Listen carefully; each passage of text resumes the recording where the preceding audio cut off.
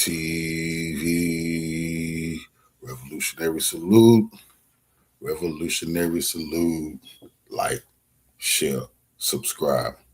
Welcome to the House of Revolution. You know I'm your humble host, the Yao Mean of Revolution. The Epstein files bring about the fall of Jay-Z, the so-called Hove.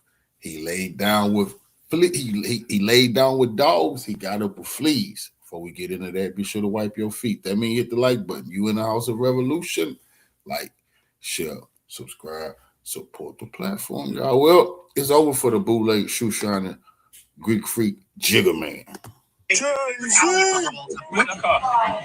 you got for the game, Jay? What TV show you been watching right now? Let me ask you.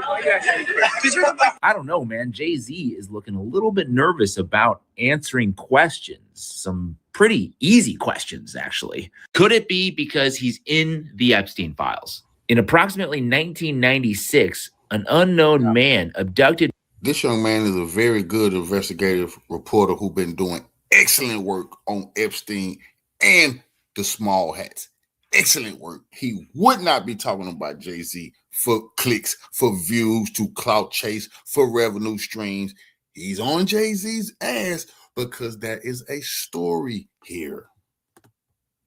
Blank from her home when she later awoke in the presence of Harvey Weinstein and Sean Carter, aka Jay-Z, while Weinstein had inserted his fingers into blank, believed she was in Epstein's mansion in Florida. Here's that file number so you can look it up for yourself. And just for context, 1996 is when Jay-Z released his debut album called Reasonable Doubt. But many people have astutely pointed out, did Jay-Z even know Harvey Weinstein back in 1996? Well, the earliest connection I could find between Jay-Z and Harvey Weinstein is through the documentary Backstage, which is about Jay-Z's 1999 Hard Knock Life tour. According to IMDb, Harvey Weinstein served as an executive producer on the project, so it does seem like their relationship does. That's crazy.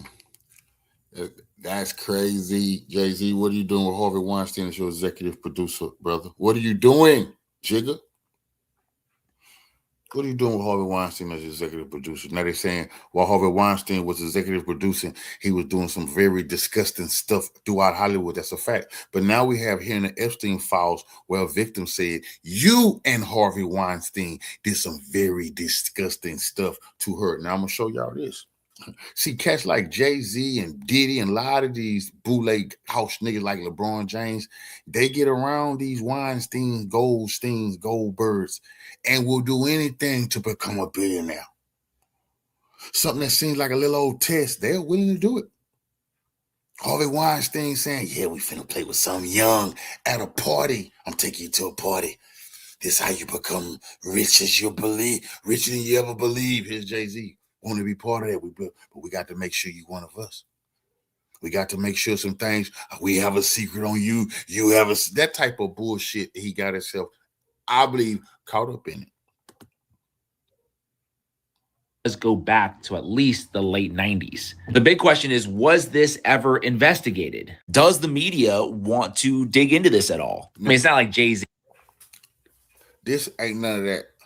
When P. Diddy was going down, people come forward, Tony Busby. And what's so crazy about Tony Busby, Jay-Z and Tony Busby had locked horns and was going at it over some of the allegations with P. Diddy. Well, Tony Busby sued the sheikh, the UAE Sultan, who sent the torture video to Jeffrey Epstein, and Epstein was like, I love the torture video. Wow, you really know how to torture, buddy. That guy was sued in Texas. And guess who sued him and won the case? Tony Busby. Tony Busby already won a case against Epstein and his perverted torturers. You see, Jay-Z didn't know that bit. But yeah, Jay-Z, Epstein files, Harvey Weinstein, and now Vlad TV's coming out making allegations. And now Vlad is saying, hey, I was just telling jokes. Don't believe it. This is a shakedown of Jay-Z. Jay-Z ever hung around any sketchy pedos, right? But no, business as usual. Jay-Z is all smiles as he hits the field with daughter Blue Ivy at Super Bowl 2026. What I will say is that the bad news for Jay-Z is that it is 2026. We are the media now, and you better believe this isn't going away. Oh, you better believe, Hov, this not going away, buddy. This ain't none of that. And I'm waiting on Jay-Z to come out like he did with the P. Diddy stuff, threaten everybody. He's not playing. Where's that? Remember, well, he got a small hat lawyer, but I told y'all, this is small hat versus small hat. You see? So it doesn't matter that he has a small hat lawyer. Now let's start with what Vlad came out with today. Now, yes, Vlad is saying he was just joking. Now it wasn't a joke. It's a shakedown. And it's called a shot across the ball for Jay-Z to pay attention to. Essentially, that is not Ghislaine Maxwell that was at the. Well, good grief. Guys, if you have not been on X over the past day, the past 24 hours, you may not know what has been happening, but it is an absolute cluster.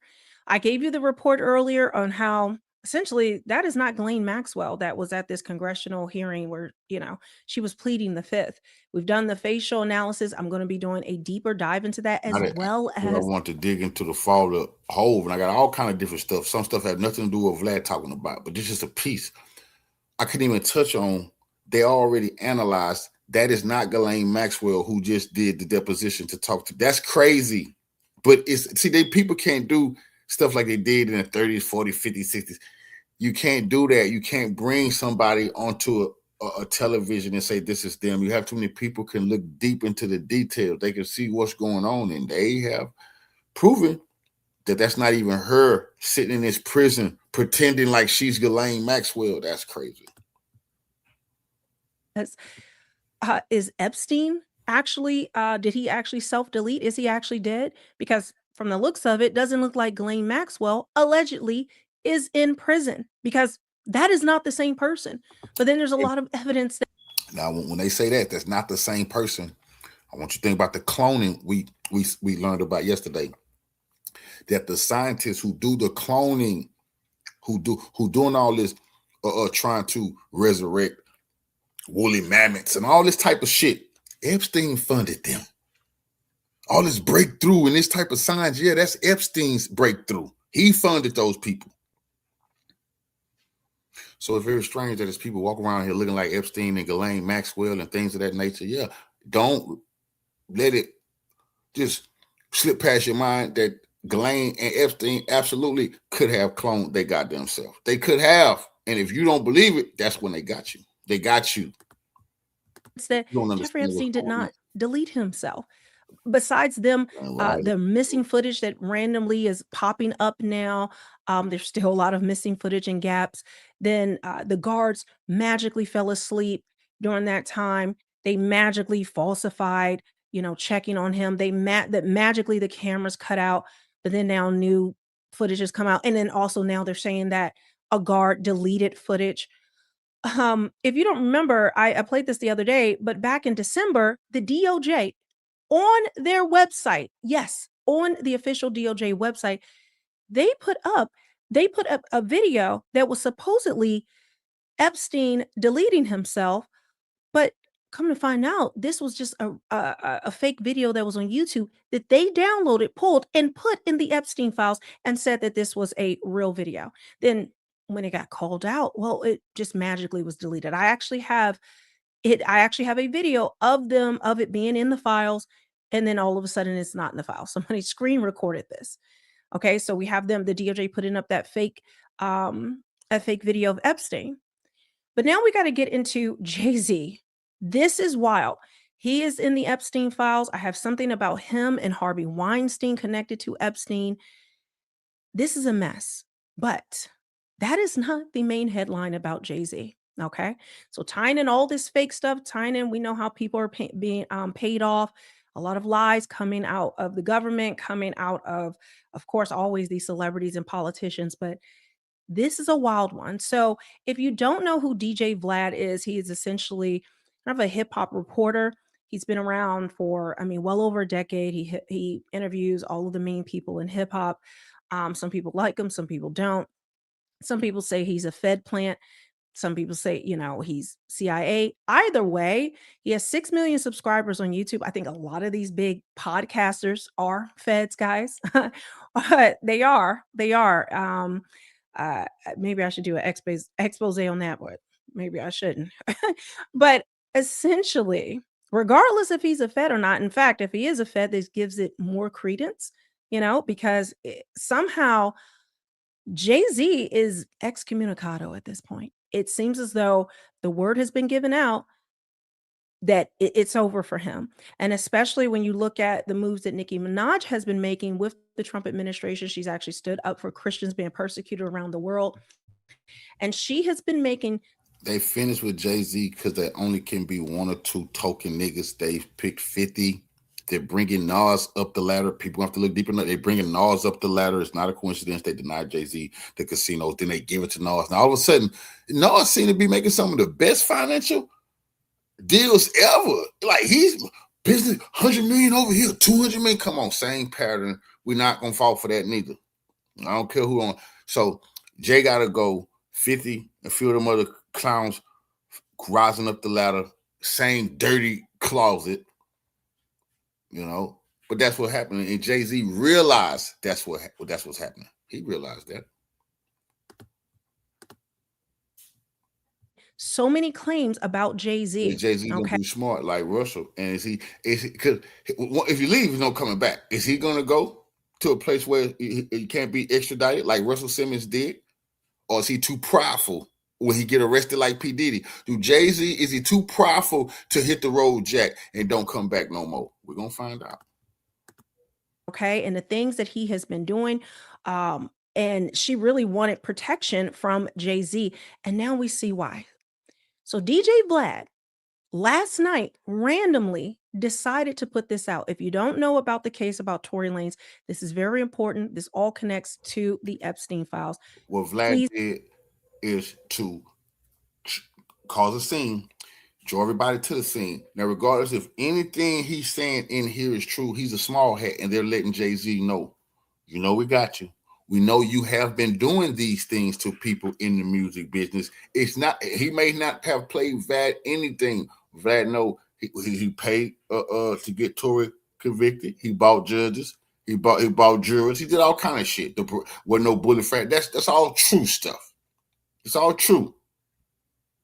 But the reason why Vlad TV, the small hat, while the Epstein files is out, is going at Jay-Z with this. And then today he said, oh man, I just was telling jokes. He did come out and say he just telling jokes. No, he's not. And Jay-Z don't think this is funny. Please pay attention, because this is going to show you, this is going to reveal a lot of truth.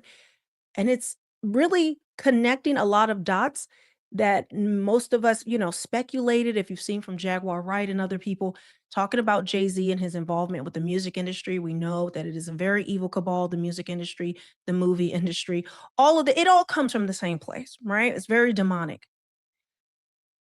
Now, I'm going to read this to you and understand. A lot of people are like, he's faking, he's trolling, this is a hoax. You don't play around like this. If you did not see the interview last year that Piers Morgan did with Jaguar Wright, and she made claims about Jay-Z and Beyonce, well, looks like he got in trouble for that. He was threatened or sued. I don't know. That's allegedly, but he came back out after that interview and he didn't make any claims. He actually did some pushback on her.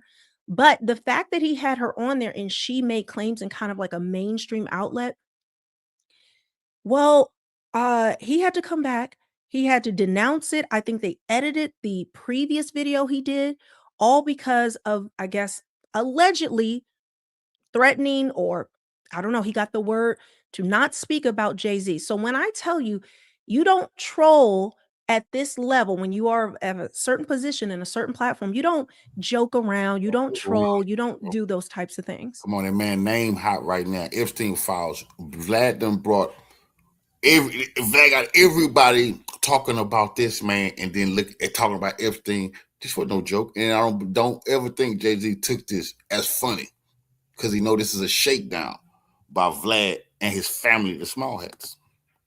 Okay, because they will come after you. Jay-Z is very litigious, even coming after alleged victims who made claims about him. Are you getting what I'm telling you?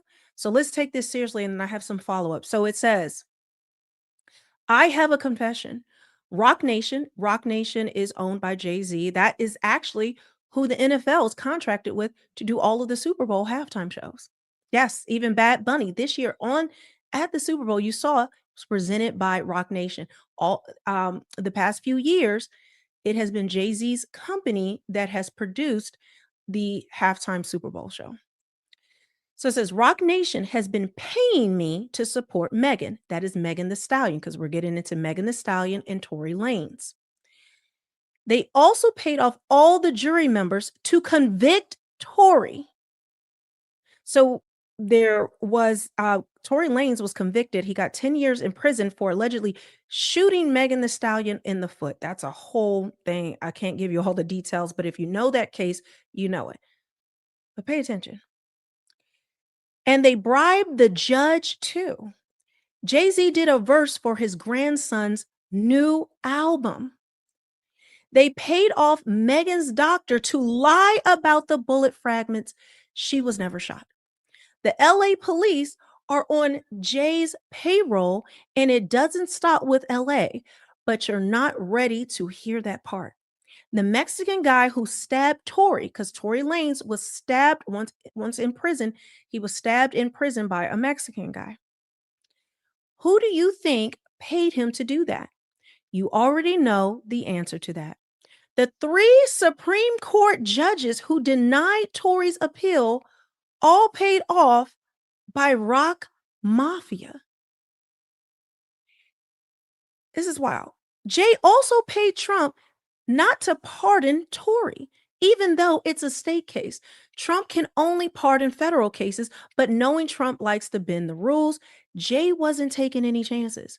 I can't keep these lies secret anymore. If this is my last tweet, you know who silenced me.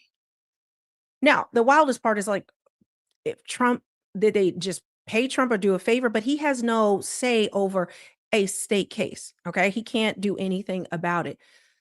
So, but do I believe that maybe to try to get favor with the Trump administration, he made some donation or he tried to do some type of support in hopes that they wouldn't? Okay. So we got to really unpack that. But then also paying off Supreme Court judges. And what do you mean that the Supreme Court judges? These aren't, because I believe his case right now is under review by the actual Supreme Court, by SCOTUS. So when he's saying Supreme Court, is this the Supreme Court of the state of California is what he's talking about. I don't think it's not actual SCOTUS, guys, but the Supreme Court of the state of California. So I don't want to make those clarifications. This is insane.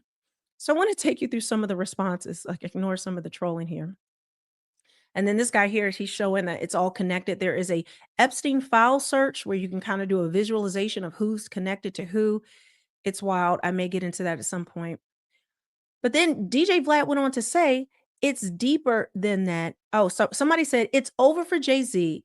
I keep saying he will be the only guy arrested from the Epstein files, the fall guy.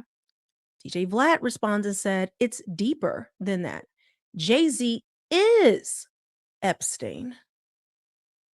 Someone else said, Vlad, stop clout chasing, dude. If it's true that Jay paid you, then you know you can't possibly be the only big blogger he paid. So considering everything you just said, why don't you name any other bloggers who Jay supposedly paid? DJ Vlad, every blogger is on Jay-Z's payroll. We all got paid with Bitcoin. Now that the price dropped, you'll see a lot of us turning on him. Here's another response from him. Vlad, be safe out there. Jay-Z could have your security on payroll. I always used Rock Nation security. I might need to get my own now. Let me see if he has any more replies from this one. Okay. They're just trolling with this. This is wild. How much they paying you? Vlad. It started with $10K a month.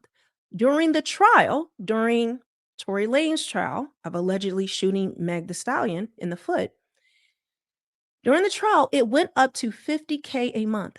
All the payments were in Bitcoin, so they couldn't be traced. Let me just make sure there's not more in that little thread. Okay.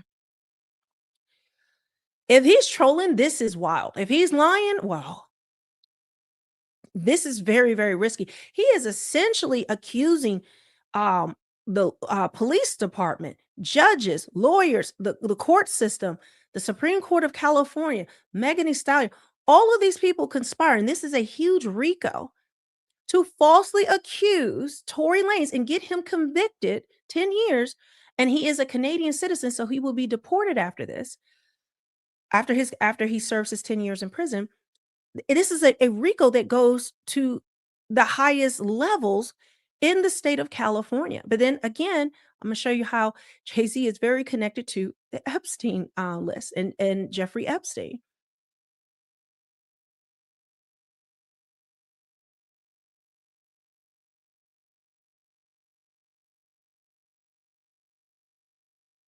And it says, if they've been paying you, does that mean they stopped paying you? Vlad, correct. Their last check bounced. And I guess he's saying check because that's what people say, but he said that he was being paid by Bitcoin. Why are you confessing now? Do you feel bad or did the money stop coming and you're mad about it? The money stopped coming and I never signed an NDA. Now, I don't see any more responses from DJ Vlad in this thread. But from what I'm hearing and looking around, he is posting this everywhere on Instagram, Facebook. This is not the only place he's posting this. And just to show you, I just want to make sure there's no updates. Okay. Look, he's sorry. This is his thing.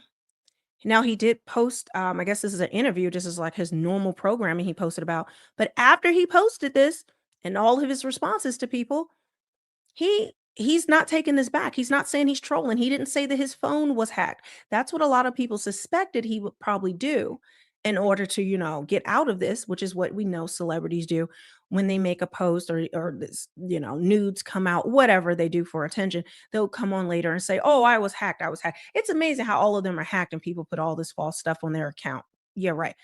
But he's not doing that. Let's just go back here. It says, look at this. So this was so he posted this 18 hours ago, but then 20 hours ago it says, I'm seeing news reports that Kelsey's bodyguard came forward and said that Kelsey is Meg Thee Stallion's best friend. Now she was dating Tory Lanez at the time. Megan Thee Stallion was sleeping with Tory Lanez behind her back. That's why this whole dust up came. Most people believe it was her best friend Kelsey who actually shot at Meg Thee Stallion. But they're saying, a lot of people as well, that there was never any bullet hole in Meg Thee Stallion's foot.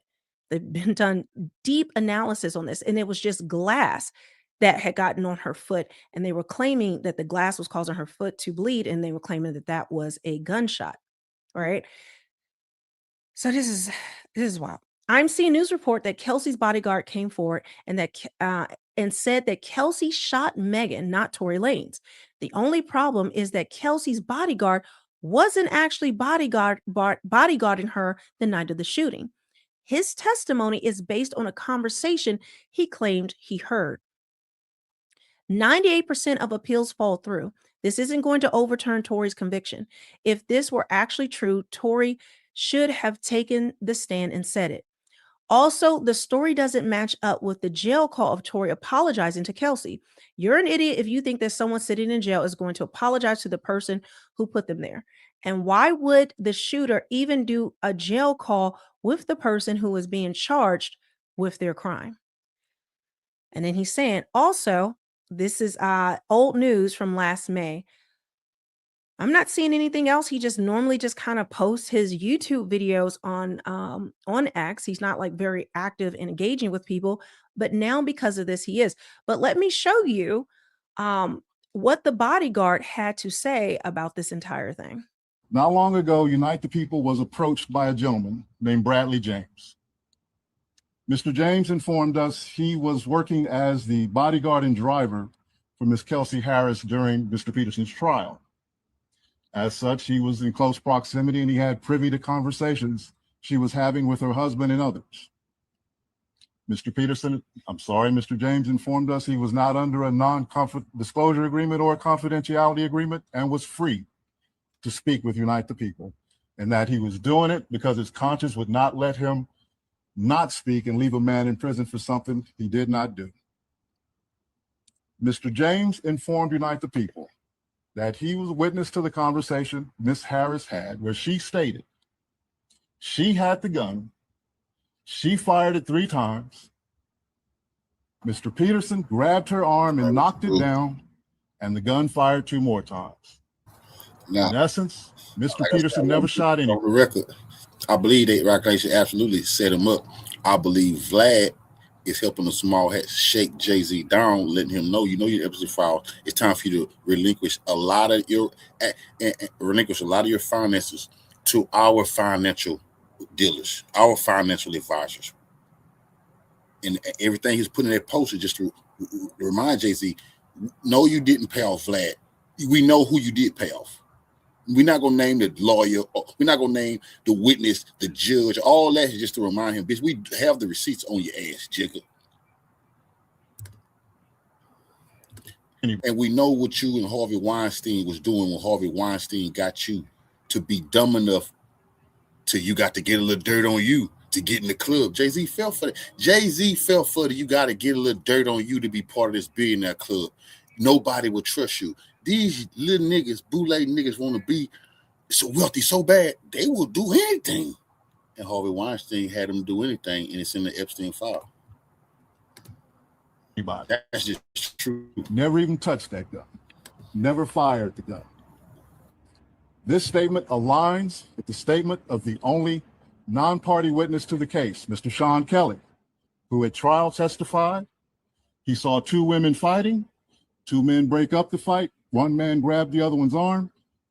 Gunshots came from the passenger side. Passenger side is where Ms. Harris was sitting. This further iterates that Mr. Peterson did not shoot Miss Pete, did not shoot at Miss Pete, or did not assault Miss Pete. It's just another irregularity in a list of irregularities in this case. For example, there were 3 potential suspects in the car that night, and yet the only DNA sample was taken of Mr. Peterson, even though unknown DNA was found on the gun. Why wasn't Miss Harris's DNA taken? Or was it taken and the information simply never given to the defense? Why wasn't the driver of the car, Mr. Jaquan Smith's DNA taken? Or was it taken and again, simply not given to the defense? So yeah, if you aren't following this, it just says Kelsey's bodyguard comes forward and says that Kelsey was the one who shot Megan Thee Stallion, not Tory Lanez. I don't even know. I don't know what's going on.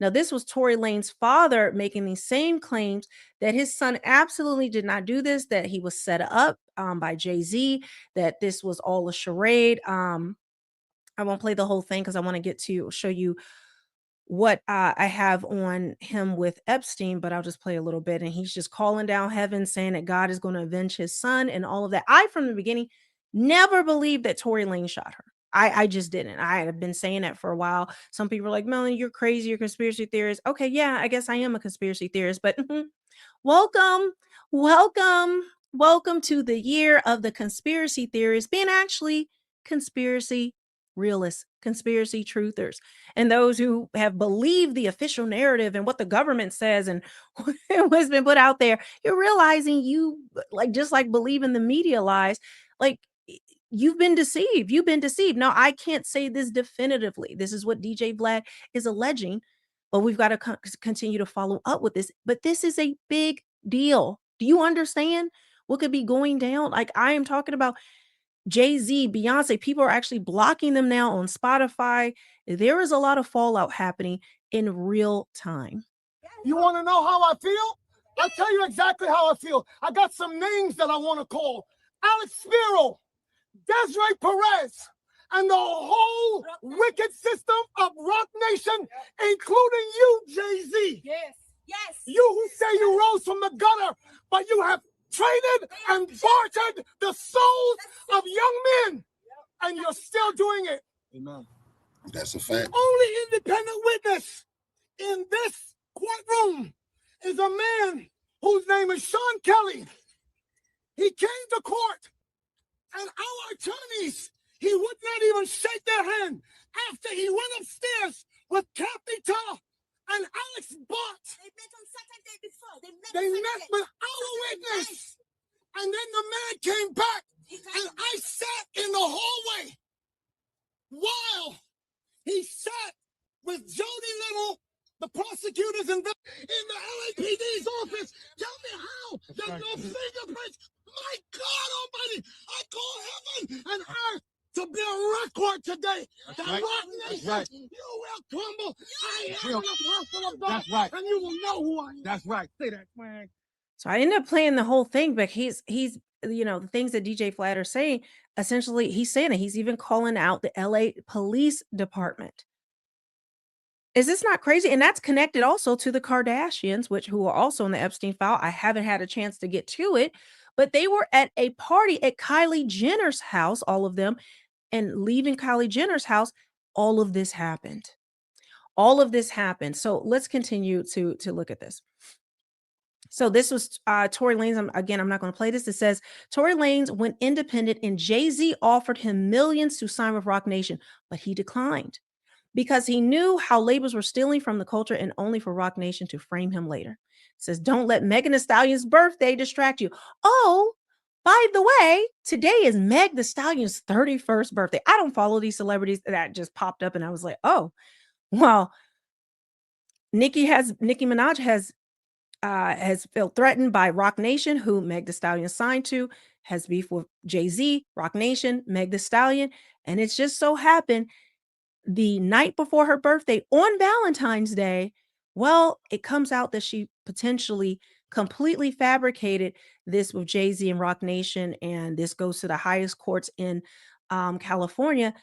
And this is a huge RICO. I mean, this isn't just lawsuit material. This is essentially, if they can prove this, if this gets investigated, even possibly federally, which I think this will move federally because the claims are being made of the court and the police department that can't be trusted, that they're going to jail. Like, this is a huge RICO. All right. So continuing, let's go on.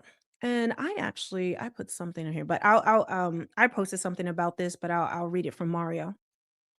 It says a victim reported to the FBI that she was abducted from her home in 1996. She woke up in Epstein's Florida mansion in the presence of Harvey Weinstein and Sean Carter. FYI, Sean Carter is Jay-Z's real name. And they have this is when Weinstein told him, hey, you got to get a little dirt on you to be part of this club. You want to be part of this club to where every move you make will make sure it make money. We'll put you around the right people. You have the golden touch. You'll never lose. But we got to be able to trust you. And Jay-Z went along with it. He was willing to do anything. They on drugs. They partying. Yeah. And and Harvey Weinstein got his ass to do exactly what they said in the Epstein file. The Epstein file is real. It's real. And you see it's bringing down governments, bringing down kingdoms, ruining people's lives forever. Jay-Z is not immune from this. You have the file number there. All right. And let's pull this up. And if you don't know, Jay-Z and Harvey Weinstein were very close. And Weinstein was also friends and close with Jeffrey Epstein. They're all connected, guys. They're all part of the same evil cabal. Okay. This is why I said truth is being revealed, because we are in the last days. You don't have to believe it. You could think I'm some spooky weirdo, whatever. That's fine. Continue to put your head in the sand. But if you don't see all the signs writing on the wall, the lies, and you know what, let's not pay attention to the victims. The Dow Jones is up. Your 401k is up. If that's where you are, you got to go back to sleep, because it's better for you to just be neutral and off to the side than to interfere with those of us who are standing out here, those of us who are essentially foot soldiers for the truth to come out. Okay. And I believe because we are in the last days, the Bible says that more truth will be revealed, but then also there will be an even greater deception that will follow this. So this is why I want this truth to come out, but I'll just read this briefly. And this isn't, you can look up the file name, the file number in the actual Epstein list, the Epstein files on the DOJ's website. I'm just going to go with the picture that Mario posted. So it says a call on July 10th, 2019, redacted, called the FBI National Threat Operations Center to identify herself as a victim of sex abuse by Jeffrey Epstein and others. And it provided the following information. In approximately 1994, blank revealed herself to blank as a past victim of sex abuse by Epstein. Blank described the abuse occurred during parties, further identified, it's all these blanks, blank, blank, blank. Guys, it's so hard to read. I'm sorry. I just want to get to the part. Here it is. In approximately 1996, blank resided with all these blanks. An unknown man abducted her from her home, whence she later awoke in the presence of Harvey Weinstein and Sean Carter, Jay-Z. While Weinstein had inserted his fingers into blank, blank believed she was in Epstein's mansion in Florida. And it goes on and on. I'm not going to read it. So this was reported in 2019. Is this not wild? This is so crazy. Now, in light of this, people are bringing up this information about Jay-Z. Now, people have connected Jay-Z like Diddy to, rapes, murders. There's a lot, but it's all alleged at this point. Now, based on what we saw with the Diddy trial, which was a complete sham, I covered that thoroughly and how that was a complete sham. And I knew that the DOJ was playing games with us. Completely playing games with us, not releasing the real names, not releasing the real tapes that they had, when we know all of these celebrities were involved, but yet it just focused on a few victims and just Diddy and his bodyguards. No one else was involved. There was no celebrities involved with all the Diddy parties and all of that, and none of the child victims that have come forward and all that, So I knew that they were playing games, and especially what he was actually convicted of, it made no sense. He was convicted of with intent to it was basically a trafficking charge, basically trafficking women across state lines for prostitution, but yet no one was prostituted. It made no sense. And now he's just got his 4 years, which he'll probably get out sooner. That's how this thing works. But it says Jay-Z's name has finally been released in the Epstein files for child sex trafficking, but y'all already knew and ignored the signs. Now, we don't have any things about him doing child sex trafficking.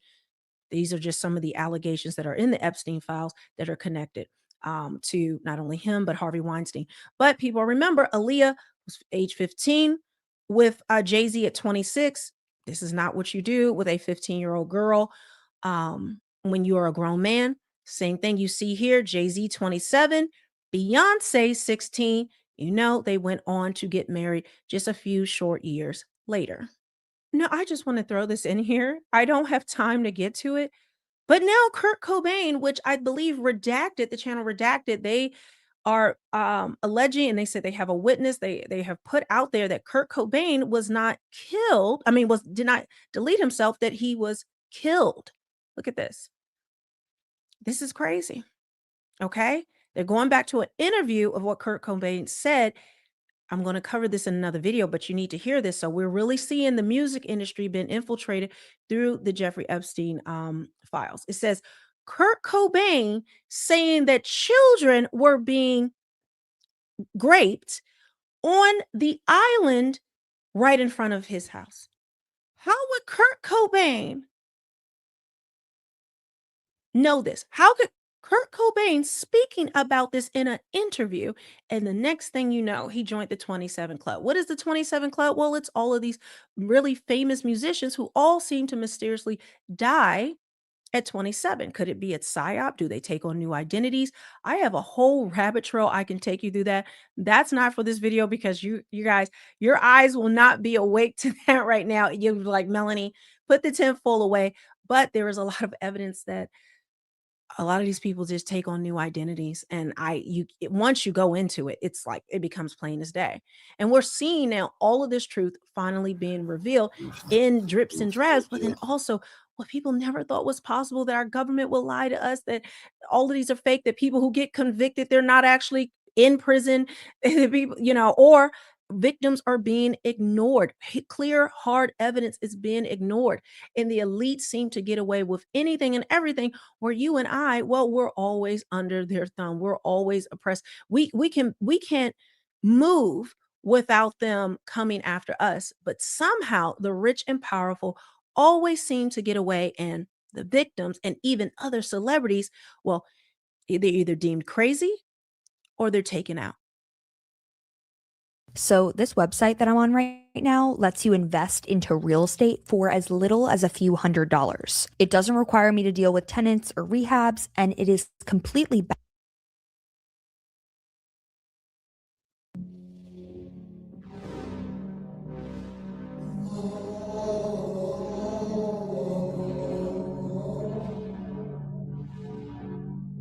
And I'm right there. My name is on this map. Pretty cool. It is rad to see this thing going viral all over Instagram and Twitter. This thing was made about 8 years ago. It could use some updating, but I actually met the creator of this map 8 years ago, right after he made this thing. Check it out. So this is Champ right here. Say hi, Champ. Hello, everybody. Hold up what you made. This is the Great Awakening map. You will see this around. My name is not on here, but this is the only time you're going to see me. You're not so anonymous anymore. You just said awesome. That's awesome. And I'm about to hand out like 50 of these. See? Good work, Champ. We're definitely still seeing your map around. Good to see you still doing the great work after all these years. I showed you that because I now finally have my conspiracy section over at realmelanieking.com.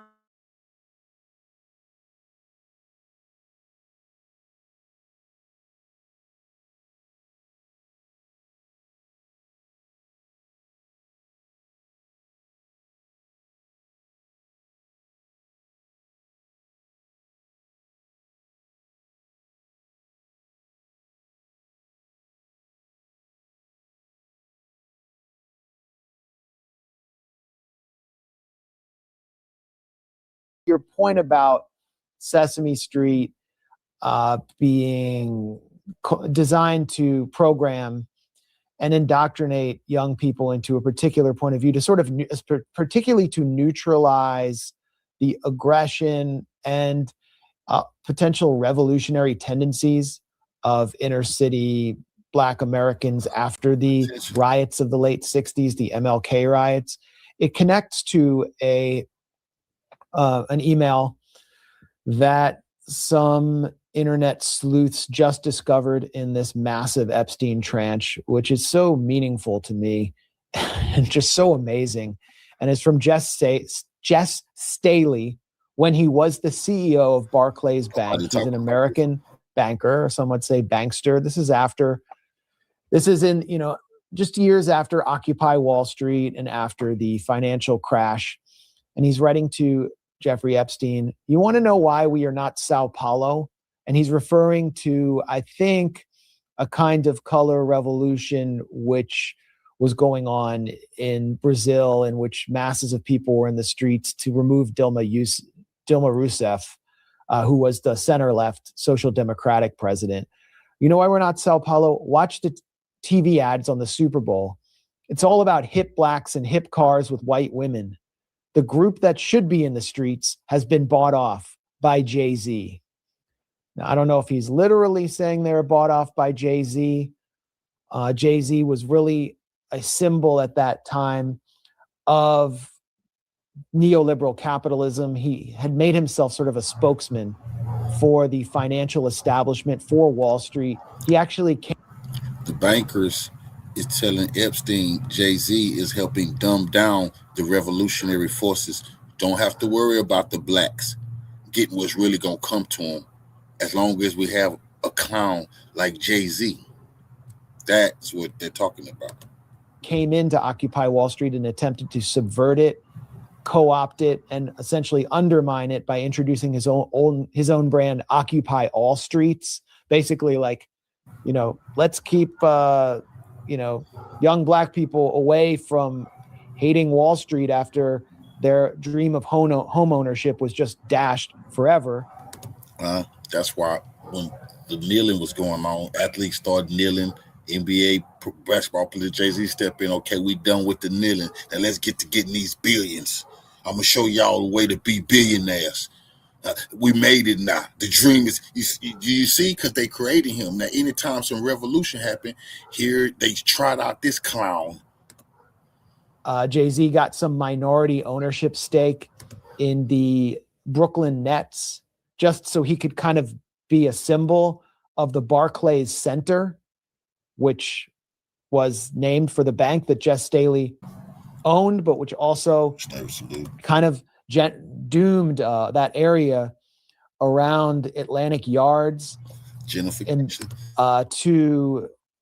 massive gentrification and pushed what was left of the black population there further out towards East New York. And I'll show you how cold that is. Because they didn't destroy some of the black communities with Jay-Z help. Now they finna destroy him, get his ass out the way like they did P. Diddy. Bam, 2 for 1. 2 for 1, bro.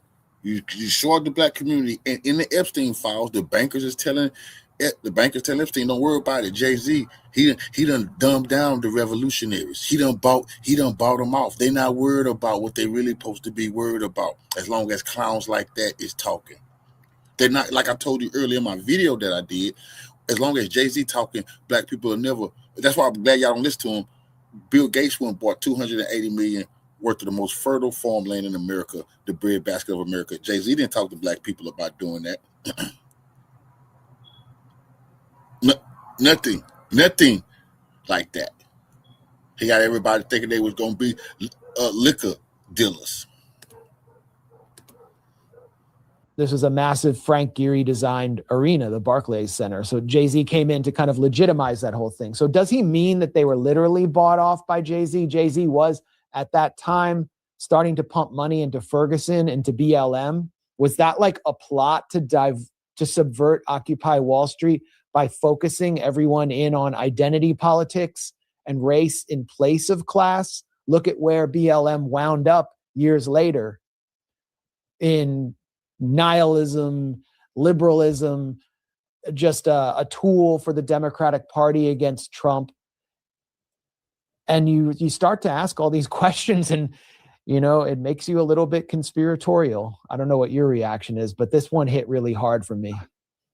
Well, yeah, I mean, there is obviously like pictures of Puffy and Jay-Z, snapping photos with the Clintons and Bill Gates and Epstein. So, I mean, you never know. I mean, this is where this stuff takes you. Like, if you just do the slightest bit of digging. I mean, just really quickly on the Palantir point as well. Yeah. Like, the ubiquity of that company is absolutely insane. Like they've been given British government contracts, worth hundreds of millions of pounds, including like you're handing over sensitive NHS data to them.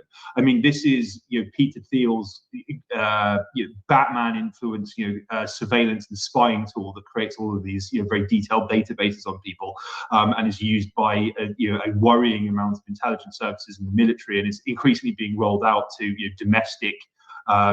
Public-facing stuff, and Mandelson was involved in arranging a visit by Keir Starmer to Palantir HQ, and then subsequent to this, the Ministry of Defence gives Palantir a $240 million contract. But it's denied that there's any causal link there whatsoever. But I mean, they are cropping up all over the place. It's not being talked about at all, particularly in mainstream politicians. But I mean, the British media is increasingly getting concerned about this, which is quite interesting. I mean, it's quite wild how this stuff works. And I think that if nothing else, the Epstein files do kind of lift the lid on how unsophisticated this stuff is. It's literally like one rich, powerful, awful person speaking to another powerful, awful person and setting up a meeting with someone, and then the deal comes out of it. Pandemic preparedness. Yeah, yeah, exactly. And it's like, I mean, yeah, Palantir and Oracle as well, which is, another deeply shady firm, which is the Trump administration is Larry like, Ellison's firm. Yeah, it was like Palantir and Oracle that got the COVID contracts in the US, wasn't it? I mean, yeah, I mean, it's deeply creepy, and this stuff is ratcheting all the time, without much in the way of public knowledge, let alone concern. Although I do think that the trying to get involved in private sensitive private health data is probably a bridge too far, because I mean the British still revere the NHS, even though it's been kind of driven into the ground in the past 30 years, if not longer. But I mean it is quite extraordinary that this stuff just happens without anyone really knowing about it. And as I say, it's not sophisticated. It's not it's not like some high level, extremely slick PR and lobbying campaign. It's literally just messaging Jeffrey Epstein, who puts you in touch with someone else in his pedo Rolodex. Yeah, I mean, whether anyone named is going to face criminal charges is another question. Perhaps the laws don't exist to actually prohibit this stuff, aside from leaking information like a sieve directly to Epstein. That is illegal, and he could be got on that. A statement demanding that people leave him alone notwithstanding.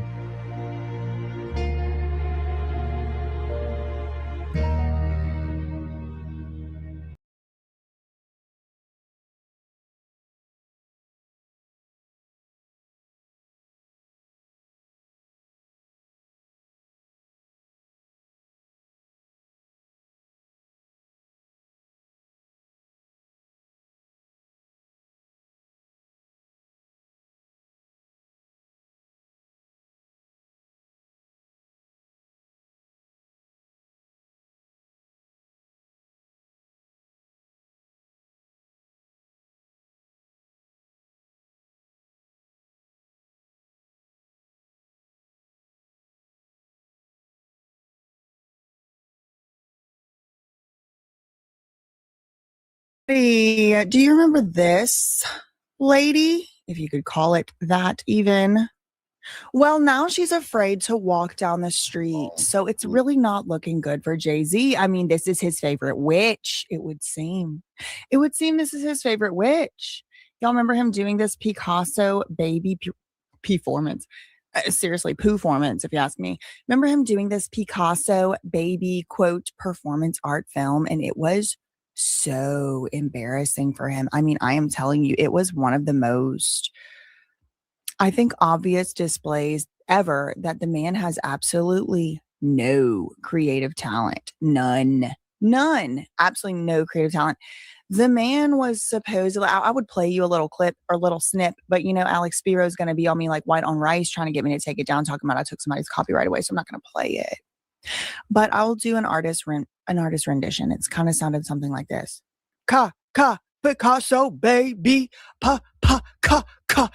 Yeah, I mean, ka indeed. Ka indeed. Okay, and then he had this witch there. This satanic, spirit cooking, demonic, hook-nosed witch. Okay. Now, she has recently done an interview. Okay. She's recently done an interview, and it seems like her powers are draining. Her powers are weakening, because she can't even walk down the street without a bodyguard. See, we can't overlook that. Jay-Z is caught up with they talk about this jerky stuff. He part of that. He part of the sacrifice, and with their eating, he's eating. I mean, look, listen.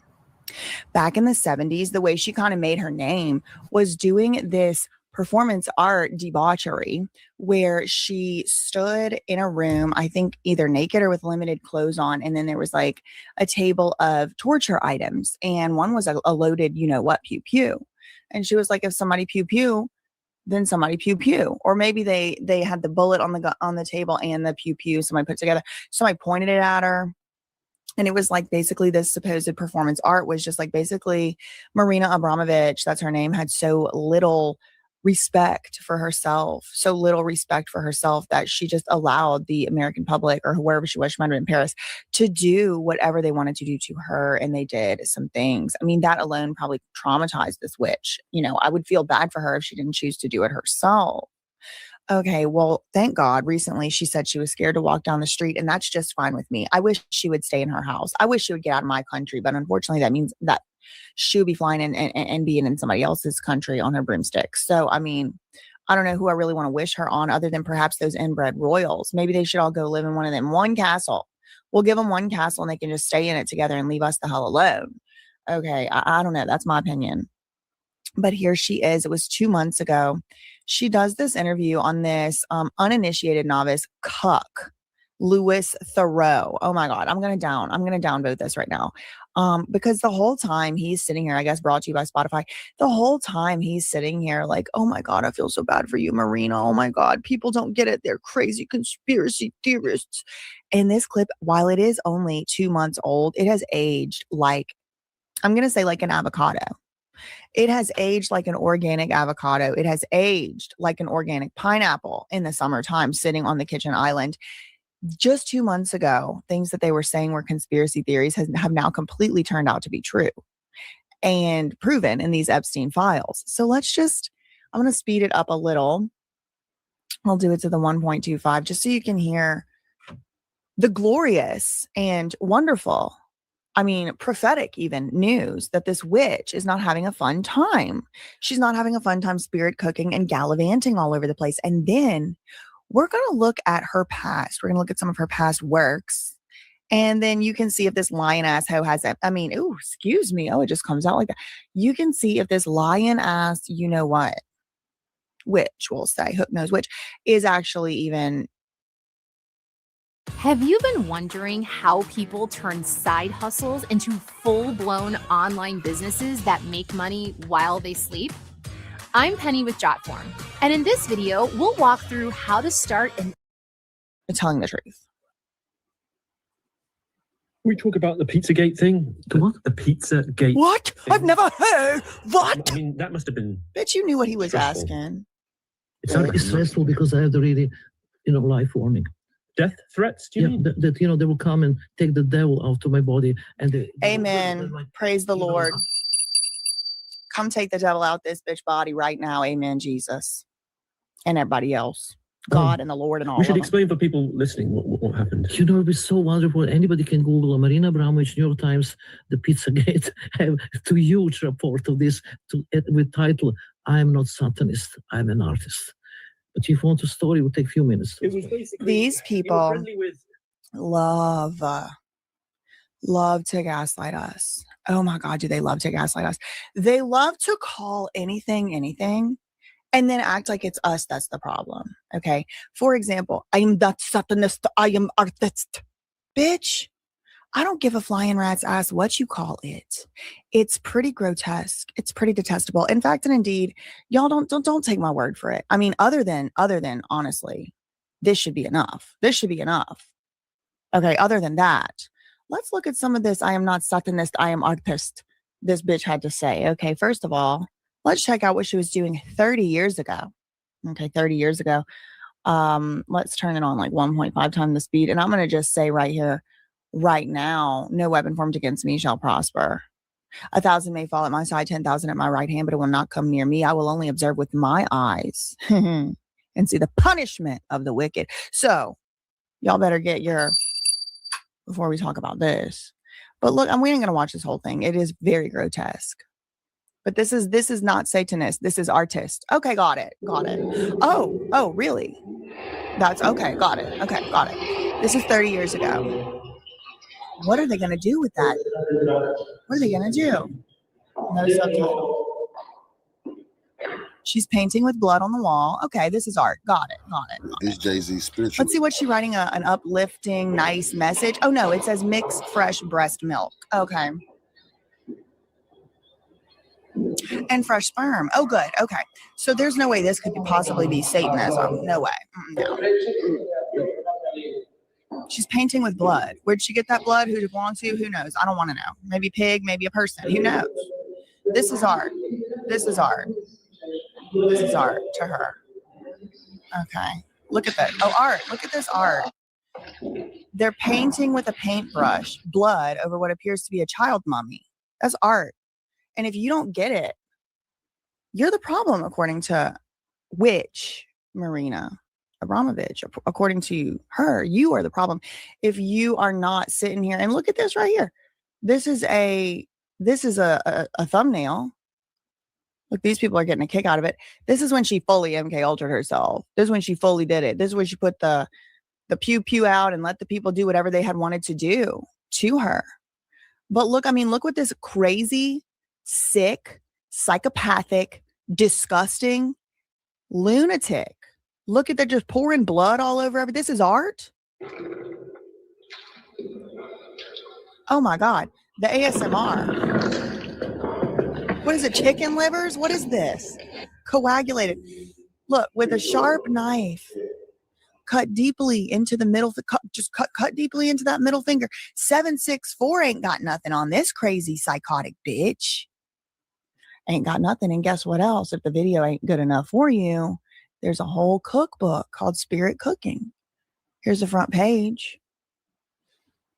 Marina Abramovich, Spirit Cooking with Essential Aphrodisiac Recipes. Okay, so aphrodisiac means essual. Essual. Essual, that's what it means. Okay, let's go to the next. Recipes, it says. Breakfast, 9 glasses of water. Lunch, 9 glasses of water. Dinner, 9 glasses of water. So you're starving yourself. A glass of liquid silver, a fresh fig, and a glass of liquid silver. Okay. Nobody needs to try this at home. But she's got, it's just weird. She's got stuff about sperms, breast milk, blood, essence, drink. And please don't forget, this is his favorite witch. Okay, please don't forget. It's caca indeed. I don't know if y'all know this or not, but I'm from Louisiana and I grew up around Cajun French, and caca means shit. It means poop. Caca indeed. Okay. Caca. It's caca. That's caca. Traca and caca. If you know, you know. But I was fine to let this lady keep walking around, but I did want to, bring it to your attention. She's got these mutated titties. I mean, it's just too much. Okay, look in the mirror as long as necessary for your face to disappear. Don't eat the light. Okay. So she also went on some other, I made a whole video about this. I do want to tell y'all that I made a whole video about this called Jay-Z's connection to a witch. When they talk about the adrenochrome, they weren't just talking about Pizzagate stuff so deep. The Hollywood elite people just talking about it was conspiracy. When they talking about in this scientific fact, it's a scientific fact that when your adrenaline, they can get the substance up out of you, that adrenaline rush, they can get that out of you. But if they can get it from a kid, it's the potency of it. Then they get it and they turn it into skin product, all that stuff. That's why when COVID was going on, they talking about all of the celebrities was aging and they couldn't get their hands on that stuff. And this lady right here is a big part of that. And all of them people was spirit cooking. And Lady Gaga, and they doing concerts and they talking about they having bodies, and they say, "Oh, this is not a body there." But sure. Now you listen to Epstein, the jerky. You see, the jerky. They're not talking about beef jerky, bro. Bitch or something. Hold on.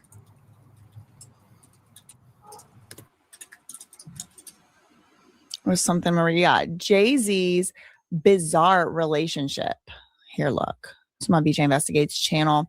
Jay-Z's bizarre relationship with known witch Marina Abramovich. They've lost their minds. Okay, I made this video a year ago, probably more at this point. And it just, what really grosses me out about it is that she has such a huge impact on performing artists that are huge. She's a big part of inspiring them, and then you see them on stage doing what is quite literally, I mean, it's hard to deny that they are some type of ritual. Is it a ritual to Satan or to some fertility god or to something or the other? I mean, girl, your guess is as good as mine. I really don't even want to know. I really truly don't even want to know. But this is, this is what this woman is all about. She is a provocateur for her living, and she always has been. Like, there's a snake crawling all around her head. And again, like whatever she wants to do, she can do. But that New York Times article,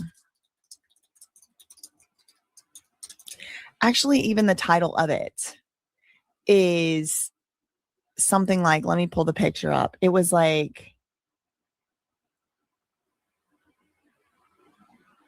a career provocateur. A career provocateur, they say.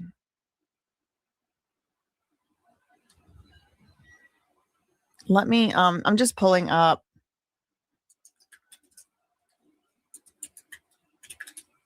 the article.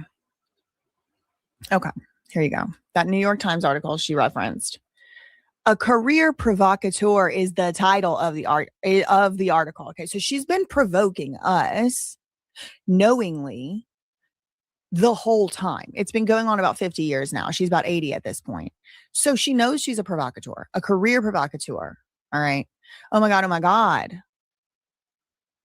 The table brought a benefit gala was a naked human centerpiece, slowly revolving on a lazy Susan, the New York Times said. Let's see. Do they have any pictures? Yeah, look at that. Yeah. Like what could go wrong here? Just for what? And like people will say it's art, but why? For what? Like, sure. Okay. It's art. But like when you shoot somebody in the head, it's murder. There's a question underlying that. Why? Why is that the art? That is not a cake. That is a real human. That is a real person they hired or forced. Who freaking knows? Okay. So the Marina Abramovich art does depend on the subjugation of the human. And usually, unfortunately, it's these white women like this. And I don't know if it's some type of racist jealousy that this crazy bitch has. I don't know if it's the demon that's inside of her that just hates women. But like specifically, she's always cutting up and chopping up white women. And personally, obviously, take it a little personal. It's like, what in the eugenics genocide hell are you trying to actually do? This goes on and on and on. Let me pull these pictures up. There's one, yeah, let's check this cake out. And this one's supposed to be her. This one is supposed to signify her. It's called the Marina cake. Let me pull it out here.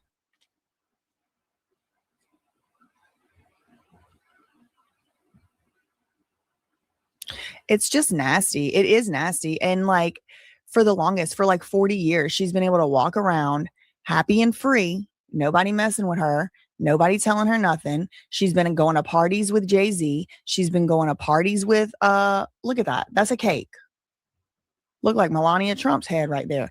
Now, she's been going to parties with Jay-Z. She's been going to parties with Lady Gaga. I mean, Lady Gaga, Marina Abramovich is Lady Gaga.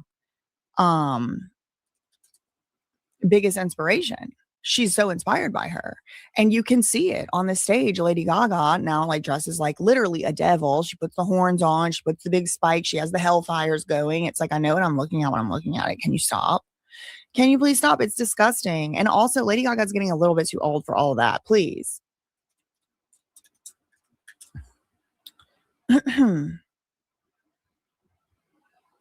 Oh, Naomi Campbell is always in the mix. Ricardo Tisci, always in the mix.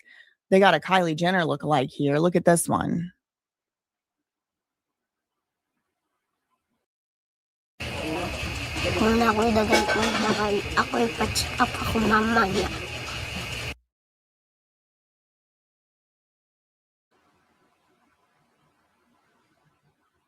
Don't it look like Kylie?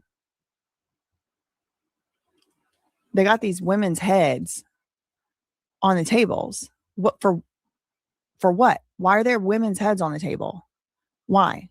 What is this? I don't get it. Look at the head. These women are just like in the table the whole night for what? It's art. Okay, fine, but why? Why? Why are we doing this art? Is this one even over 18 years old? Girl, this is not real people. Sometimes she do be putting real people on there. Sometimes it is real people. I guess in this particular dinner, it wasn't. These are cast. That looks like Kylie Jenner. That makes sense. Centerpieces rotated thanks to lazy Susans beneath the tables. To me, it don't matter if they're real. people in the tables or if they are supposed to look real for most purposes. They got a dead skeleton laying. I mean, for what? An artist should avoid falling in love with another artist. What are we doing here? Please. I'm sick of calling this shit art. I'm sick of it. I'm sick of playing around with this. I'm sick of calling this art. This is subjugation of humanity. And it's from this communist Serbian bitch that has no idea what American values are. She is disgusting and subversive, and I'm happy. I'm for one happy that she's afraid to walk down the street. It should have always been that way. Now, I, of course, do not encourage anyone to perpetuate violence on this demonic beast. The Lord will take care of her. But I don't feel sorry for her, not one freaking bit, that she's scared to walk down the street. So let's see a little more of this. It's a long time coming. Which I work with. John Podesta is his brother. I worked with the Clintons. We worked for the Clinton for a long time. And he was in town, Tony, and I invited for dinner. I used to make these funny dinners called spirit cooking, which I make normal. Funny. They were so funny. They were the funny. Haha, Kiki, look how funny. Ha ha ha. Look how funny. Oh my God, it's so funny. I used to do these funny dinners. Look at Lady Gaga right there. Look at Lady Gaga eating this funny dinner. It was so funny. Ha ha ha ha. It's so funny. Ha ha ha. There's Gigi Hadid and Naomi Campbell right there with the witch. For me, I don't care no more because she's scared to walk down the street. So that must mean she ain't as powerful as we all thought. Mm-hmm. No, they're just kind of poetry. Let's tell you one recipe. It's poetry. Take 13 leaves of green cabbage, mix with 13,000 grams of pure jealousy, put in iron pot. Pure jealousy. Put in iron pot and eat just before attack. Just before attack. Jealousy attack. Okay. Then, this woman needs to be in a conservatorship. She's so fucking insane. I'm sorry. I can't watch my mouth today. It's just coming right out. Okay. I just can't. It's just coming right out. But this woman is so insane. She needs to be in a conservatorship. She needs to be in an asylum. I don't even believe in asylums, but we got to lock her up. And watch how this uninitiated novice, Louis Theroux, acts like the people criticizing this lunatic are the problem. We live in an upside down world. It's completely upside down. It's completely upside down. It's completely backwards. to be like a spill fresh morning urine, put over the nightmare dreams. Put like, the urine? Pee over the nightmare dreams. Take a piece on the images. Or you can surrealistic poems. Yes, or anyway. So he sent to me a little message and he said, are they surrealistic? They're just surrealistic, or she's like actually tossing blood over a baby, clay baby. It's surrealistic. No, it's real because she really does it.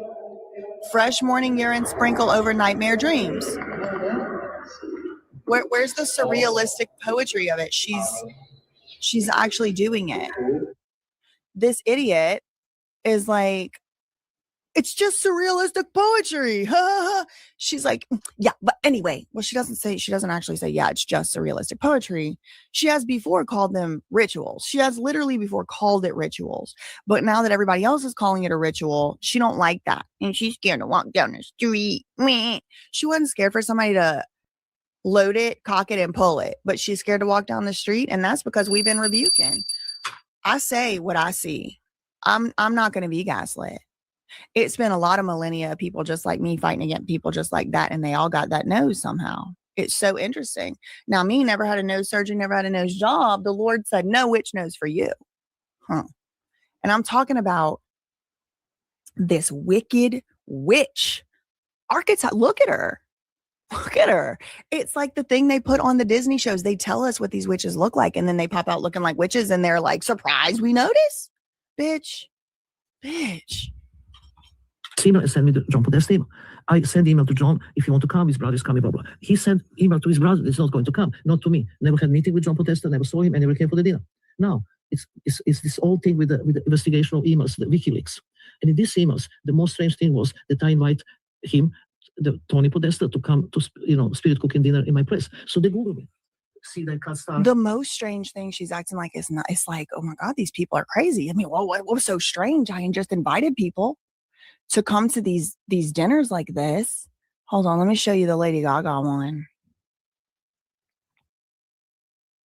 Contact Robert's Air for all your heating and cooling needs.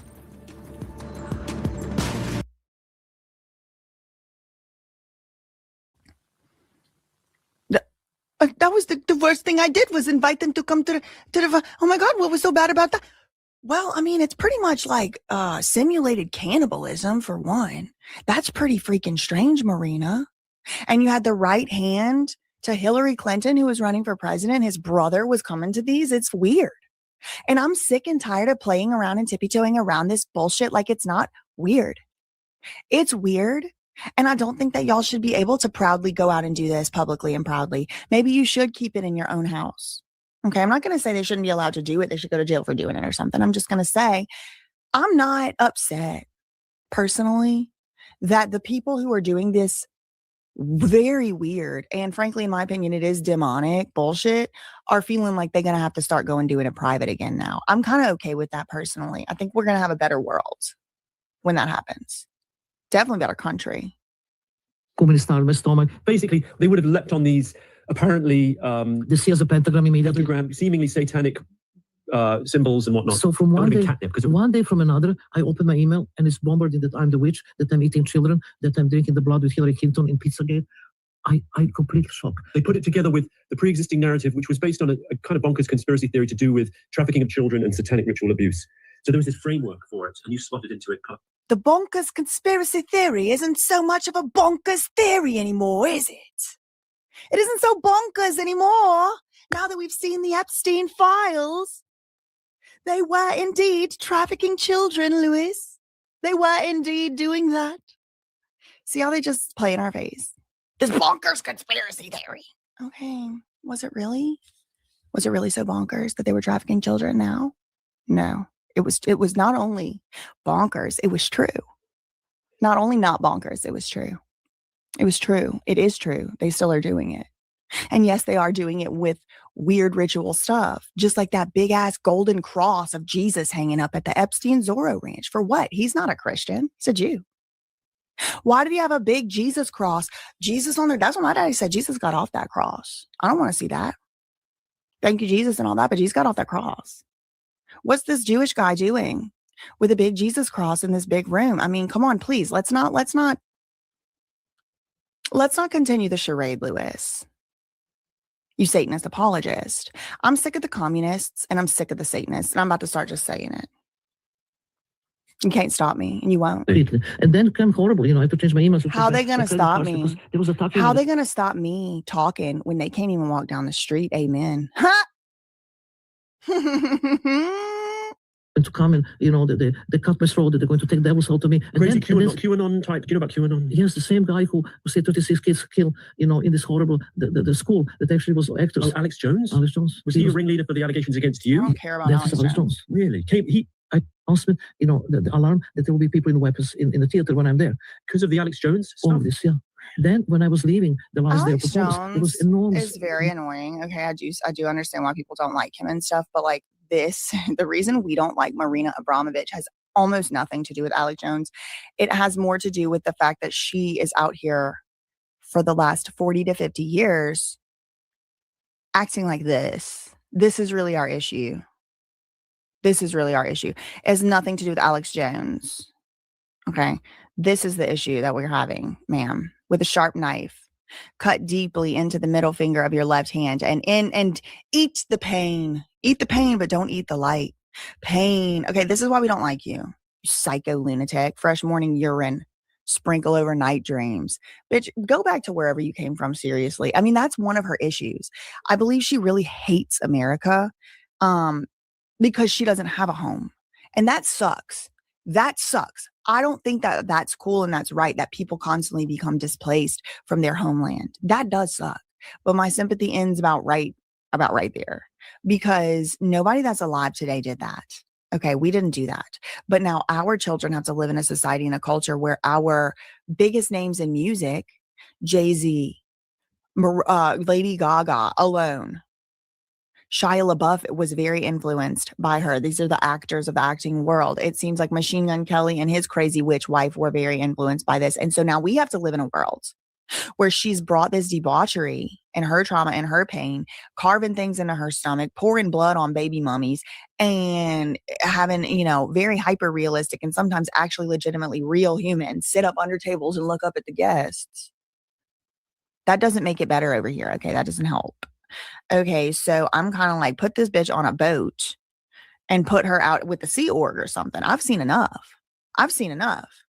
I am, praise God. Praise their Lord. Praise the Lord. God is good. This bitch don't feel safe and free to just walk down the street spirit cooking. That might be actually a good step in the right direction. Again, y'all, I'm not saying nobody should hurt her. Truly, I don't think that. I think it comes back on you if you hurt other people physically like that. I am not in any way endorsing or encouraging anyone to hurt her. But she should not feel happy and secure, in my opinion, to openly preach this shit for another second longer. And then you have this cuck sitting here, bonkers conspiracy theory. You should have kept that one in the freaking drafts. Okay, you should have took this right on down. Made from fresh roses, the heart in the front of the theater. Oh my God, this part is so funny. Listen to this. She hated this. Weapons in the theater when I'm there. Listen. Of the Alex Jones stuff. This, yeah. Listen. Then when I was leaving the last day of performance, there was enormous, beautiful made from fresh roses, the heart in the front of the theater. Big beautiful flowers for me, finishing the work. She thought it was hers. This is a protest for the children. You just did.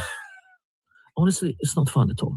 I'm just horrified by this. But the same guy, I mean, now he's sued by the family. I was thinking the roses were for me, but they were for the children that I had eaten.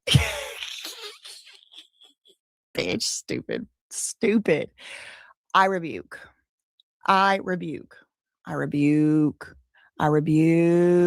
Anyway, I just wanted to let y'all know Marina Abramovich is scared to walk down the street, and I, for one, am very happy about it. Don't hurt anybody, okay? Don't hurt anybody.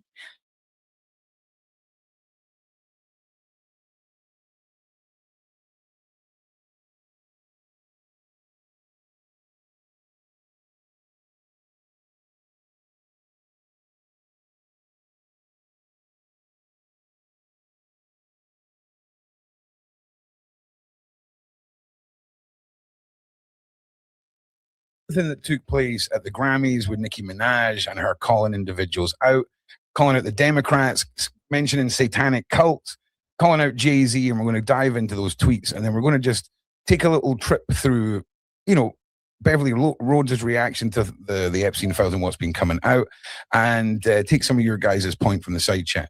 I would like to apologize. I'm on hour 14 of in front of the PC, so I will be upgrading to the thickest possible eye protection because I've got a very bad eye and it can lead to a lot of pain and it starts going all crazy and it's not good. But Beverly, how you doing?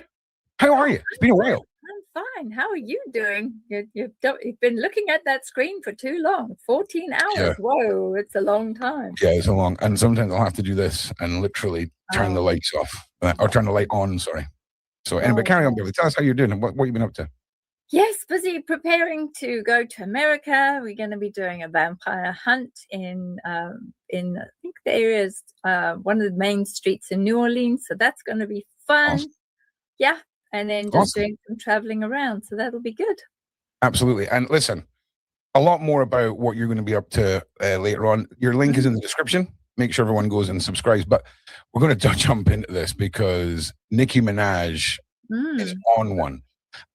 So rapper Nicki Minaj spent the Grammy night unleashing on Jay-Z and a satanic cult she suggested was sacrificing children. Does that sound familiar to you, Miss Beverly Rhodes? I mean, it's very, very familiar. Absolutely very familiar. Yeah. I'm glad she's calling it out. I guess she's had enough.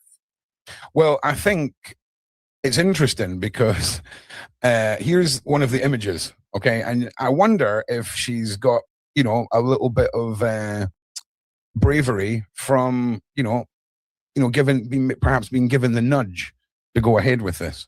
So, but look, let's dive into this.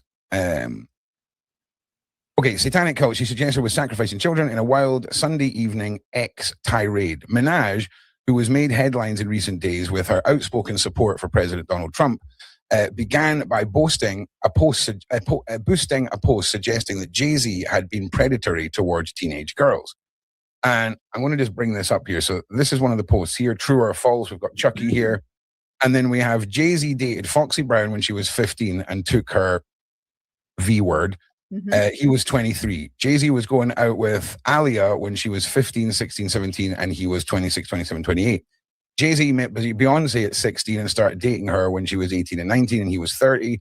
Jay-Z signed Rihanna at 16, she said in an interview. And I mean, let me just get to the tweet.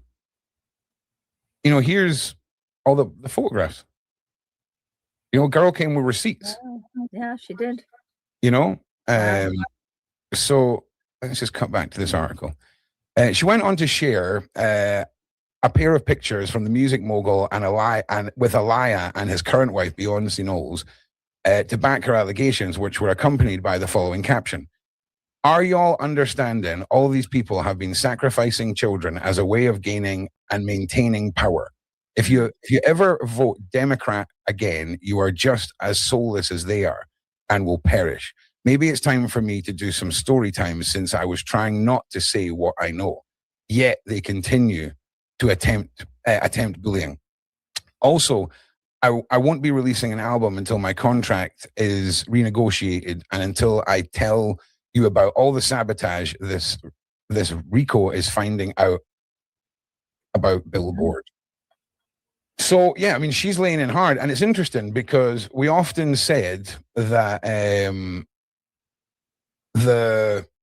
it's only going to take for one real big star to come forward and blow the lid off this. And I wonder if we'll see a domino effect with it all. So keep your eyes open for that, because I think this could be something. Or, sudden death by food poisoning. Okay? Do you know what I mean? It'll be one of those crazy moments. What do you think so far? I mean, it's wild, right? I think that Jay-Z had a bit of a hard ride with the Diddy person, and he just basically scraped through with that. His energies were all over the place. But now we've got this happening. I don't see that he's going to be able to come back from that too easily and too quickly. Yeah, I don't think either. And I think with the fact that he made the move to the UK, bought a house in the UK after the Diddy shenanigans, and we'll see where he is after we get through this article, Miss Rhodes, because I wonder where he is now. Okay. Well, nobody seems to know where he is. He seems to have hopped it. He seems to have absconded and gone somewhere. Nobody has any clue where he is right now. Interesting. I wonder why. Because he's so innocent. That's why. He's so innocent.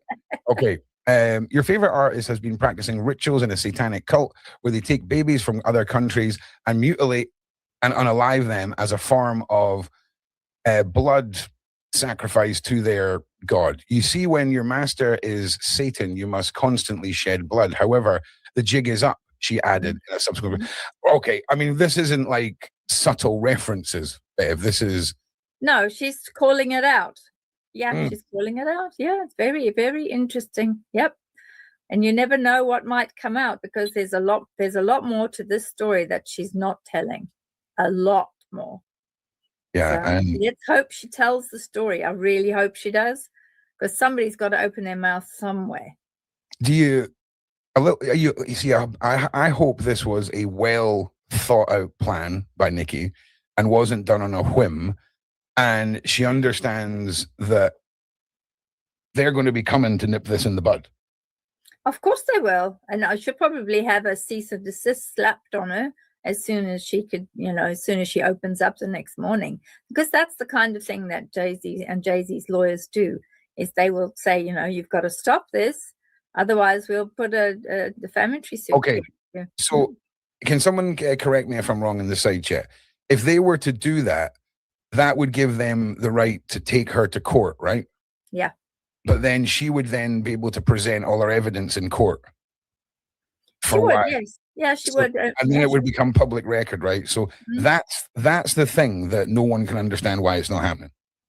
Right? When you have the finger pointed at you and you're got hundreds of millions and do nothing about it, to me that raises the question of what don't you want in the public domain? Because it's smart to believe that people like Nicki Minaj, if they had hardcore evidence, they would want to see if they could play it out in a legal suit, because it'd be safer, right? Oh yeah, it would be. Sorry, I don't think Nicki is innocent either. How about we leave that question for another night, because we can also assume that people could come to the end of their tether with what they're willing to put up with. Do you see what I mean? Definitely. Yeah, you do get to, when you stuck in all that nonsense, it's like one day becomes, yeah, that's it. There's a line in the sand and you decide, no, I'm not doing this anymore. Hell no, forget it. And that's it. And this like something that breaks and you just decide, I'm not doing this anymore. I don't care who goes down. I don't care if I get hurt. That's it. It's enough is enough. And she could have just got to that point. You know, it's possible. Yeah. I mean, look at this. Should I do a daily story time about who's been doing what? 227,000 votes. Yes, indeed. Oh, well, it'd be good if she does. I mean, it's quite amazing. And again, if she comes forward, I just want to see what the snowball effect is, because, you know, it's a different world than we live in.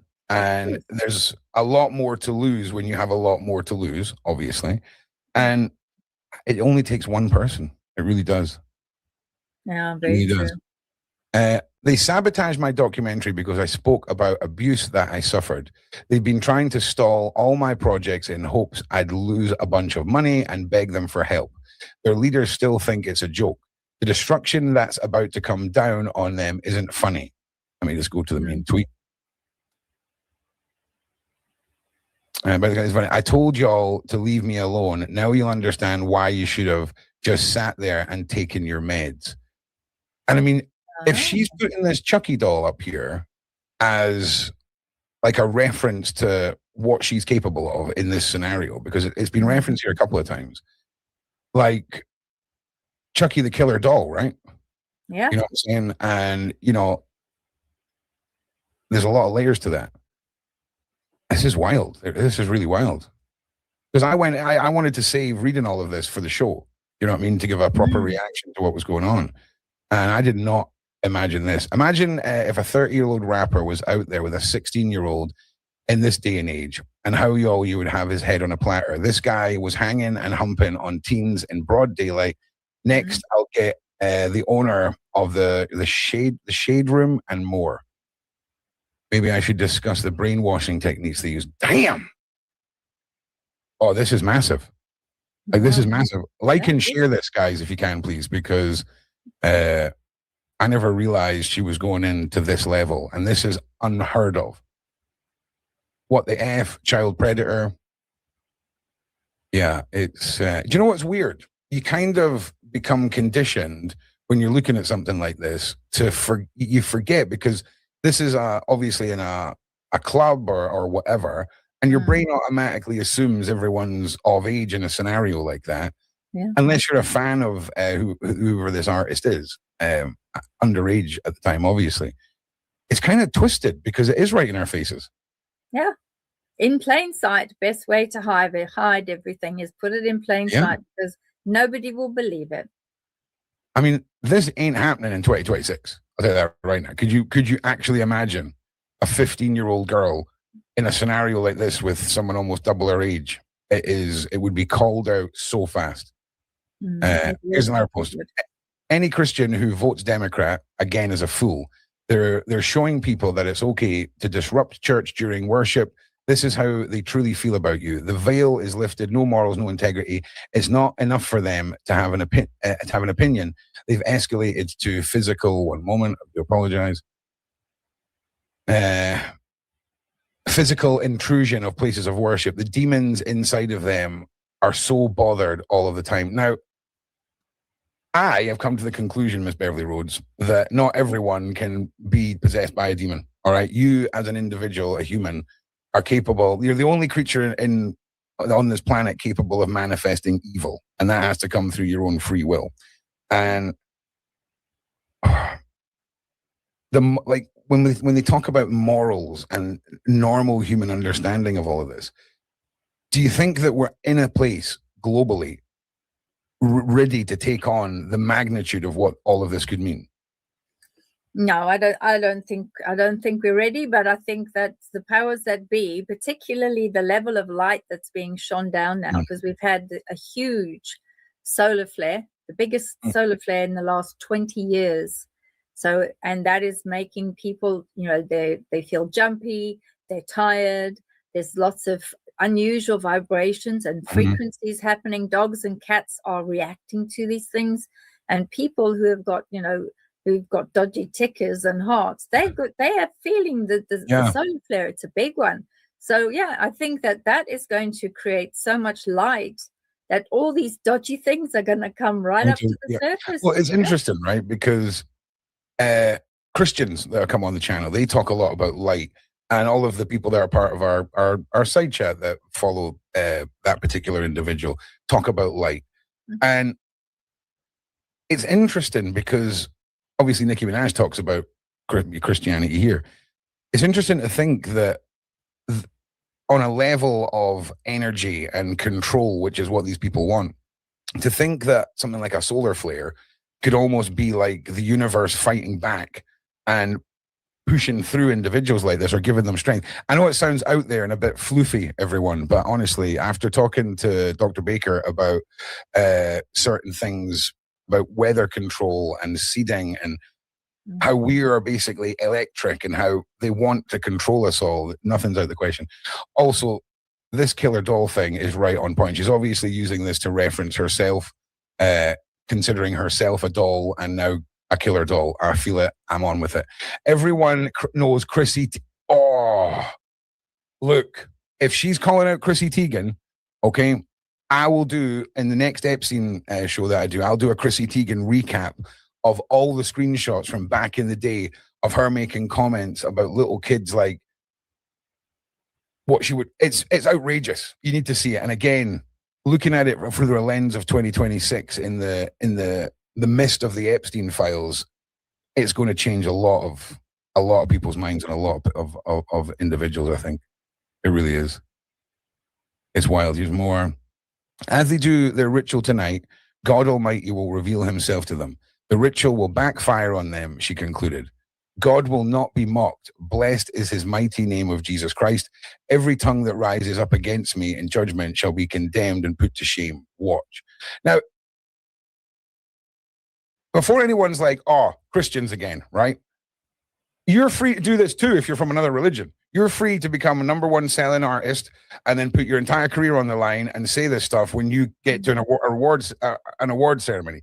Okay, just in case anyone starts getting all uppity. Okay, so it's kind of wild. It's kind of wild. And what do you guys think in the side chat? Because I want to hear from you. Like, I want to hear your points. So get commenting now. What's your reaction to all this, Bev? I think that Nicki has, from what I can see, reading through the lines, I think that she's done what we would call like a call out command, where you say to the person, I command you in the name of Jesus Christ to show yourself. And that is a command. It's a direct command to whatever horrible thing is sliding around with you. Because you've used a sacred name and you're commanding it to show themselves, it has to show itself.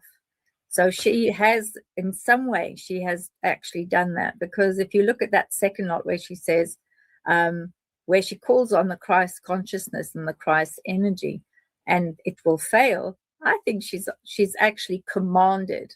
If you see what she says there, in the name, mighty name of Jesus Christ, that's a command. And it's a command that the demons know. If you use Mr. Sandals, Jesus Christ, if you use his powerful name, that's it. They have to come out, because they're lowly beings and they have to come out and they have to show themselves. I think she's commanded whatever's walking with Jay-Z. Yeah. She's commanded that whatever it is, yeah, commanded that to come out and show itself. And I think that that's what's happening. I wanted to actually great segue without even realizing this is what I wanted to touch on, because we often talk about the evil sorceresses of Hollywood, and people, understand at least our listeners understand the rituals and all of the things that are tied to that. But we never really talk about the possibility of the people from the other team, right? And the possibility that, exactly what you said. They're calling forth the name. She said that she had knowledge of a ritual happening tonight. So I believe her. And how mad would it be, right, if, bam, the next prophet for the Christian religion right here, Nicki Minaj, right? If Nicki completely knocks the house of cards down, because no one's been able to do that. Okay. And it'd just be wild if it was Nicki Minaj. It really, really would. I see something bigger happening from this, or I see a tragic accident happening from this, and no middle ground. It's not going to go away. No one's going to be interviewing Nicki Minaj and not talking about this. Of course. Yeah. And she'll have every option in the world, from news outlets that aren't controlled, TV shows that aren't controlled, and every new media outlet in the world will be in her inbox right now. Are we possibly looking at a woman who knows a lot because of what she went through and has witnessed it all, and is, even if she is at fault or has blood on her hands, it's, worth her coming forward and putting it all out there regardless, right? Because this is the time. I think it is. And by the way that she speaks, I think, even if she was maybe not so innocent early on, it looks to me like she is someone that has taken on a faith, and she's using that faith now as part of her sword of truth, so that she could go and slay those that need to be slain, because she's actually been saved. And if that is the case, then yes, then pick up that sword, my girl, and go and get these awful people out into the open. And I think that that's what she's doing. Now, just to back up the holy warrior, show me the data results, right? How's this for some data results? You can't see it because of my circle head, but look at this. Jay-Z reportedly leaves the USA after Epstein files mention, and Beyonce suffers 10 million follower drop. Okay? Oh, wow. Like 10 mil. That is, when they all say, hey, if you want to make a statement, don't buy the product, don't buy it. Let's all not shop on Amazon for one day. That is the tiny version of that. 10 million people. 10 million. Do you know how difficult it is to get people to press subscribe who support you, right? Let alone get off your ass to unsubscribe. That is wild. And interesting. Jay-Z reportedly leaves USA after Epstein files mention. Oh dear, that is... how strange. It's what we were talking about earlier when I said to you, I can't find him. He's not in the States. He's definitely not around, because I went looking for him and I couldn't find him. So what I want to do is just grab any reports on what he could possibly be worried about. So every celebrity name so far in Epstein files as Jay-Z and Pusha T mentioned in latest release. Let me just ping us over here. I don't know if I only dropped the email. Only a certain number of tips. Okay, okay. And now one anonymous victim named acclaimed rappers Jay-Z and Pusha T in the FBI crisis intake report from 2019. The victim claimed that she was given substances and essayed throughout the years, and that Pusha T was one of her alleged handlers. This must be the two of them here, right? Yeah, that is Pusha T mentioned. Wow. Also, wow. This is wild. Also in the report, she said she once woke up in a room with Jay-Z and Harvey Weinstein, who in 2023 was sentenced to 16 years in prison following a conviction for R and SA in 2022. It stated that she attributed the substance as frequently performed by persons assigned as handlers, who she described as persons who'd established friendships with the victims. The tip does not imply that these individuals were ever investigated, or that they were, listen, it might not imply that they weren't ever investigated, but I think we're all at a point now where we all know why it wasn't investigated, mate. Do you know what I'm saying? Yeah, for sure. Wow. Quickly just cut to former president in jacuzzi with blacked out victim. Do you know what I'm saying? Cut again. It just keeps going. Do you know what I'm saying? It just keeps going, mate. And there's a reason why you would want to leave the country. There's a reason why, because those allegations, with the hundreds of others that were reported, never investigated, with the dozens and dozens and dozens that are being ignored right now. Yeah, loads. Every one of these victims has to be paid attention to, especially when ignoring it and turning blind eyes to situations like this. Mm-hmm. It's wild. It's completely wild. And the world is waking up, and let's hope Nikki's push for disclosure happens. But 10 million, I mean, damn, 10 million. So newly released tranche of more than 3 million pages, documents. Within hours of documents released, social media platforms such as Instagram and X erupted with speculation, including claims that Beyonce lost an estimated 10 million followers as a result of her husband naming the public records. No criminal charges have been filed against Jay-Z. But listen, if you were accused and during that time there was a legal thing or your lawyers were involved, you wouldn't leave the country if it was something that was already dealt with and it was proven that, she was this or she was that or a stalker, blah, blah, blah. You would have that ready, right? So the fact that he's just legged it, and the fact that so many individuals have left the USA right after or right before the election happened is so sus, absolutely beyond sus. Ellen, Leonardo, exactly. George Clooney, don't quote me, but I think Oprah, Jay-Z, the only one who's moved but not out the country is Diddy. But it's possible, they need to go and look for him on their island, because Jay-Z and Beyonce own their own island in the same vicinity as that very special island that Mr. Epstein had. Listen, this is the era of YouTubers, okay? And if they disappear and there's a thought they're on a private island, there will be YouTubers out there with jet skis getting on there. It's crazy what people have done, from YouTube and exposed.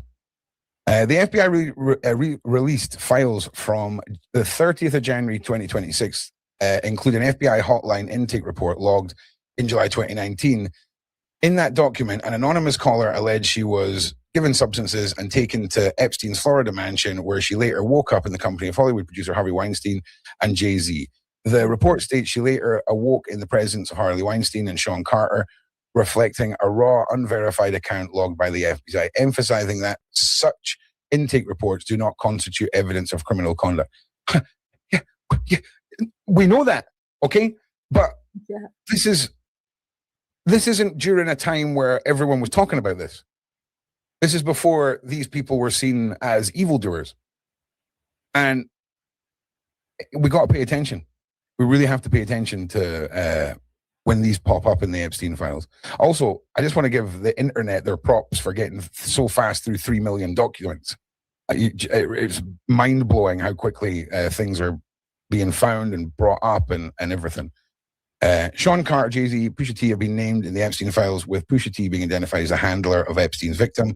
Pusha T also attended the party and gave the substances to the victim before engaging in SA. And I'll go to the tweet and I'll bring up these Epstein file screenshots as well, so everyone's got. There we go. Oh, there it is, FBI. Protective orders, 7, 8, 9, 10. Oh, so there was protective orders. Okay. Very good. A protective order is something surely that prevents that person from making contact with you, like for your safety. We can't use this as evidence, but if the person was to come near you or intimidate you, we'll take it further. Is that what that means? Side chat, let me know. I'm not legal. I'm not either, but yeah, and they've redacted a whole bunch of stuff from there. So maybe that's mentioning who the victim is, possibly. Yeah, I mean, this is pretty graphic as it is. And I mean, let's just move on to the next page of this here. It just goes to show how many years they were investigating that particular individual, because If you look at the dates on this is 2019. And there's other files that are before that. So he was a person of interest for quite a while. Or not investigated and deliberately made not a person of interest. Because since then, done pretty well for himself. Not going to lie. Doesn't strike me as someone who's repenting and suffering for the sins of anything. Looks like he's having a good time. All right? But the date in this is 2007. In approximately 2007, so-and-so and so-and-so attended a party following an invitation from an unknown man who approached her as she walked down the street. Yeah. And 2019 is when the hotline for victims was opened. Yeah, so this was in 2007 is when she said it took place. Wild. Racketeering conduct in the support of transportation. Further believed she was under surveillance and stalked at the direction of the people involved of the SA. Confirmed that she was not diagnosed with any mental illness. Refused to provide any her physical address or anything like that. Wild. Like, what do you guys think in the side chat? Put a 1 in the side chat if you're at a point where when things like this pop up, you are just on the side of the victims reporting them. Like, in a situation like this, it's different if this was person sat in front of you and it was coming forward to that extent. But when it comes to things like this, where are you guys landing on this? Put a 1 if it's like, hell yeah, I'm sold on them. Put a 2 if you're not, and put a 3 if you're on the fence. But let us know, please, because I want to know where you guys sit with this. I'm just going to mention here, that with victims, it's very, very difficult to come forward and say anything to authorities or sign affidavits and things like that. As a previous victim of 9 years of stuff, we won't say it here, 9 years worth, it was extremely difficult to go and say anything to the authorities and to go and give testimony, because that most people are going to say, oh, that can't all be true, it can't be this, it can't be that. Because you are the victim. Most victims don't want to speak about it. So the fact that this woman has done it, that's brave in itself. And what you're referring to is, pretty severe elite level things. And it's scary enough for someone when it's the person down the street, no elite connections, no money. It's terrifying enough for people. I think the R word report rate is like 14% of them are reported. And then less than 1% lead to a conviction. I just want to say that's a ridiculous statistic, UK. We need to sort that. Disgusting. So when individuals like this come forward and they refuse to give information, remember her life was definitely on the line. Yeah, it always is. And they do. They threaten you. They will, and they have done. And they'll continue to do that because they know that they can put the thumb screws on you and get you to stop talking. So whoever this poor person is, no wonder she didn't want to give her address or anything, nothing, because she said, no, I'm not prepared to. And I don't blame her. I personally have been in that situation, and I was not prepared to say too much because I knew if they don't take me seriously, the police, I'm just walking out of this booth that you get shoved in to go and give your testimony. If they don't take me seriously, I'm out of here, and I'll never ever mention anything again. So hopefully they took her seriously. This is an FBI document. Yeah. Oh, well, here's the thing. If this was taking place in 2007, this is primo. Everybody has been fooled. They've got us all convinced that everything's good. They're riding high at this time, and those are the times where people make mistakes. Exactly. The moments in their lore where they have reached invincibility, are when they'll start slipping up. And that tends to happen. Again, 20 years ago, I was at a party. This person did this, and now this person is that person. It's when they're in the rookie years, or the years where they feel invincible, that these things are going to start coming out. And I think we have to give these stories the weight that they deserve. I really do. I agree. Absolutely, I agree. It's Right, taken a lot of courage to come forward and say what those victims have said. it's just, I cannot tell you how hard it is to be able to say that. You know, that is extremely, extremely difficult. Well, do you know one thing that we forgot? What was that? Maybe she's the second Donimo. Maybe. Because 50 Cent, okay, done his Diddy documentary, and now he said he's been planning a Jay-Z documentary. Good. So what if 50 Cent, because I'm not being funny, like, you better come ready for 50 Cent. You better come ready for 50 Cent. He ain't going to be messing around, okay? Now there's Nicki Minaj, but 50 Cent ain't going to be messing around. Guy got shot like, how many times? Like 14? And just sound. In one sitting, I might add, Beverly Rhodes. Somebody fact check me. It was crazy. So what if 50 Cent started the dominoes on, hey guys, come forward. Nicki Minaj is taking that step. Who's next? Are we going to see a documentary from 50 Cent on Jay-Z? I think so. Is this marketing for it? Or could be seen as that? I think so. I think we're going to see this happen. This documentary from 50 Cent. What do you guys think in the side chat? What do you think? Let us know. And let us know if you watched the Diddy on Netflix with 50 Cent. So let me just jump back into this. Well, I think also, you know, the new position for King is being gone after by 50 Cent as well. He's definitely one of the contenders for being king. So that's going to be interesting. Well, this is the thing, right? Like 50 Cent is the sort of person that would sign up for the Illuminati and then blow the lid off of it. Like, I'll be honest with you. Like, he honestly, I think is going to be at the center of a whole bunch of more exposing. And I'd completely forgotten about that until something popped up. 9 times in a single incident he was shot, 50 Cent. 9 times. 9 times, God. All in the one sitting. So, and he survived. Yeah, oh yeah, survived. And he went on to make millions of dollars, lose everything, and then remake all of his millions. He's wow. An unreal story. But back to Nicki Minaj. The mindset of the killer doll. Here we go. So Chrissy Teigen, we talked about it a little bit. These are the tweets. This is from 2011. This is Chrissy Teigen's. These are real tweets. Seeing little girls do the splits half dressed is just, I want to put myself in jail. Hashtag toddlers and tiaras. I'm going to jail over pizza. It's always weird. It's always weirds me out how strong little toddlers' tummies can look. And I'm aware how absolutely disturbing that sounds. Now, look, I'm just taking that away. But those are what we were referring to. That was out in the public. That was 2011. Okay? Wow. Like, it's a different world now. And listen, Anne-Marie's just said WTF in the side chat. They just keep going, Anne-Marie. They just keep going and going and going.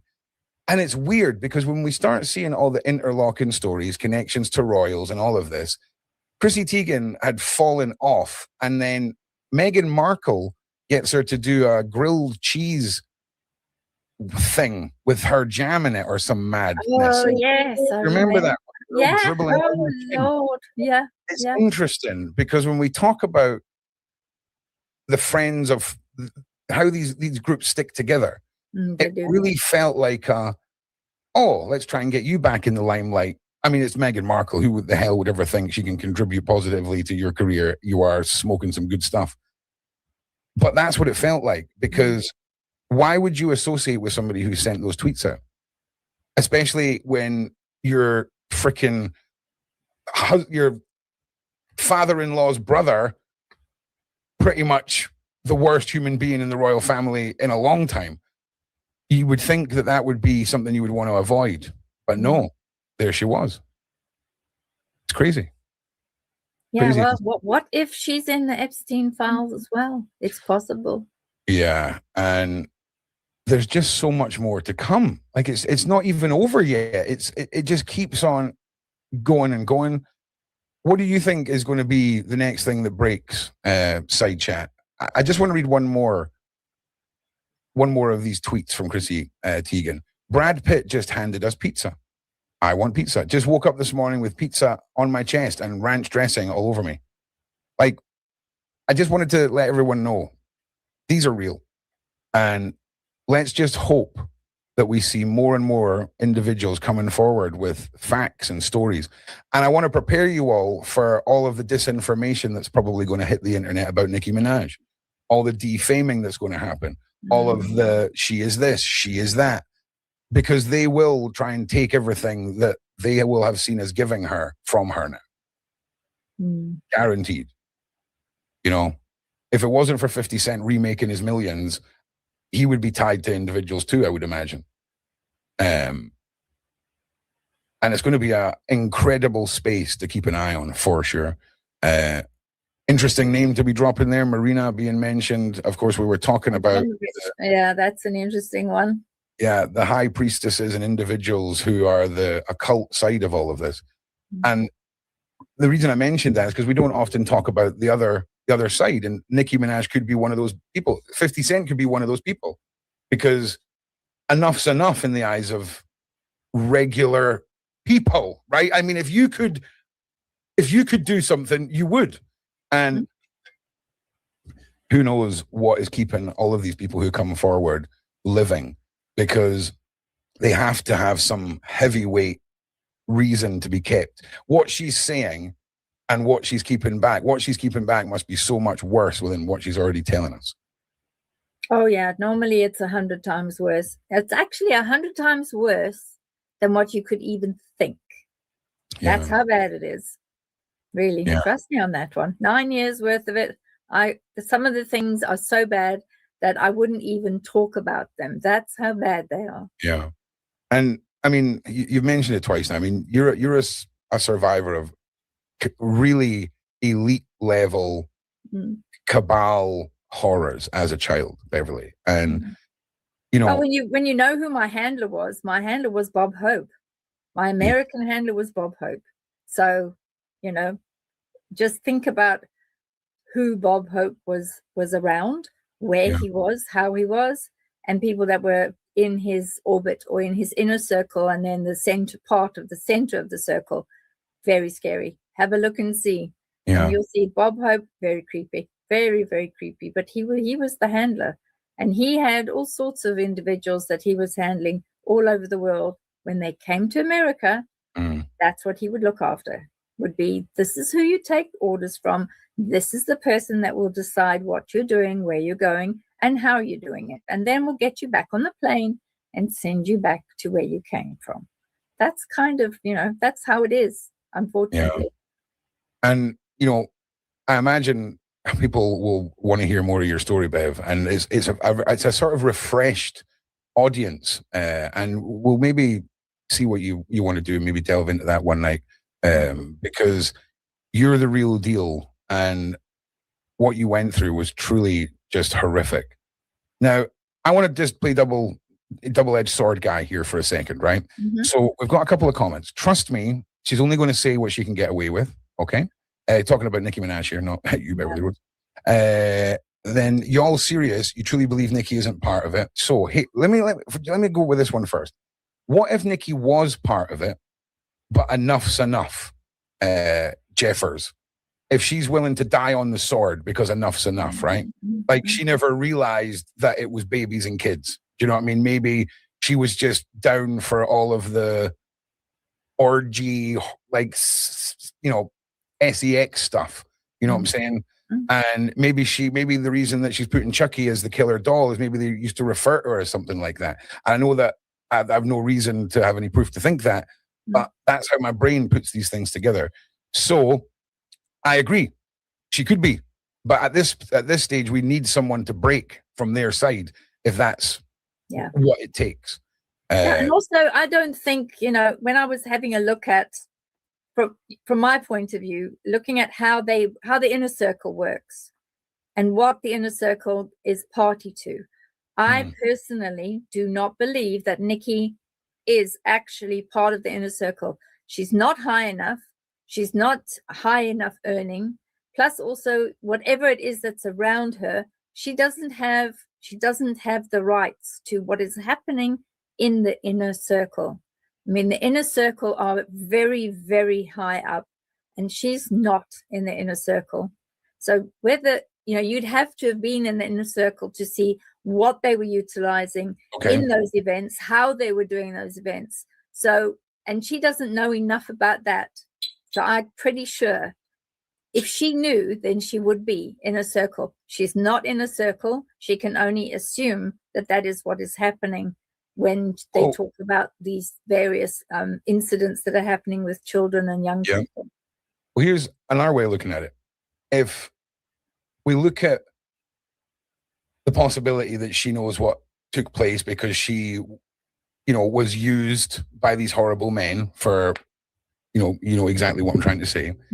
It's not out of the question that she wasn't part of the inner circle, but was so beautiful these men got loose-lipped with what else goes on, or, you know, pulled a curtain back and let her seen, or I could totally see all of that happening in a world where she's fallen into this knowledge. You know, she doesn't want to know what she knows. She wasn't necessarily part of it all. But again, it's easy to think, oh, let's paint the nicest version of this that we can. Let's just go down the gray road for a minute, Beverly. Yeah. Because it's not out of the question to think that anyone involved with these people has had to do terrible things, but it doesn't mean that everyone's a PDF file, right? There's different layers of, they still want to blackmail you if you're not a PDF file. Do you see what I'm saying? Like, you're still, you know what I'm saying? If they can't get you with that, they'll just get you with the hot ladies, you know? And but I don't know. It's possible that they're trying to utilize, you know, whatever footage they have of her, which is very common.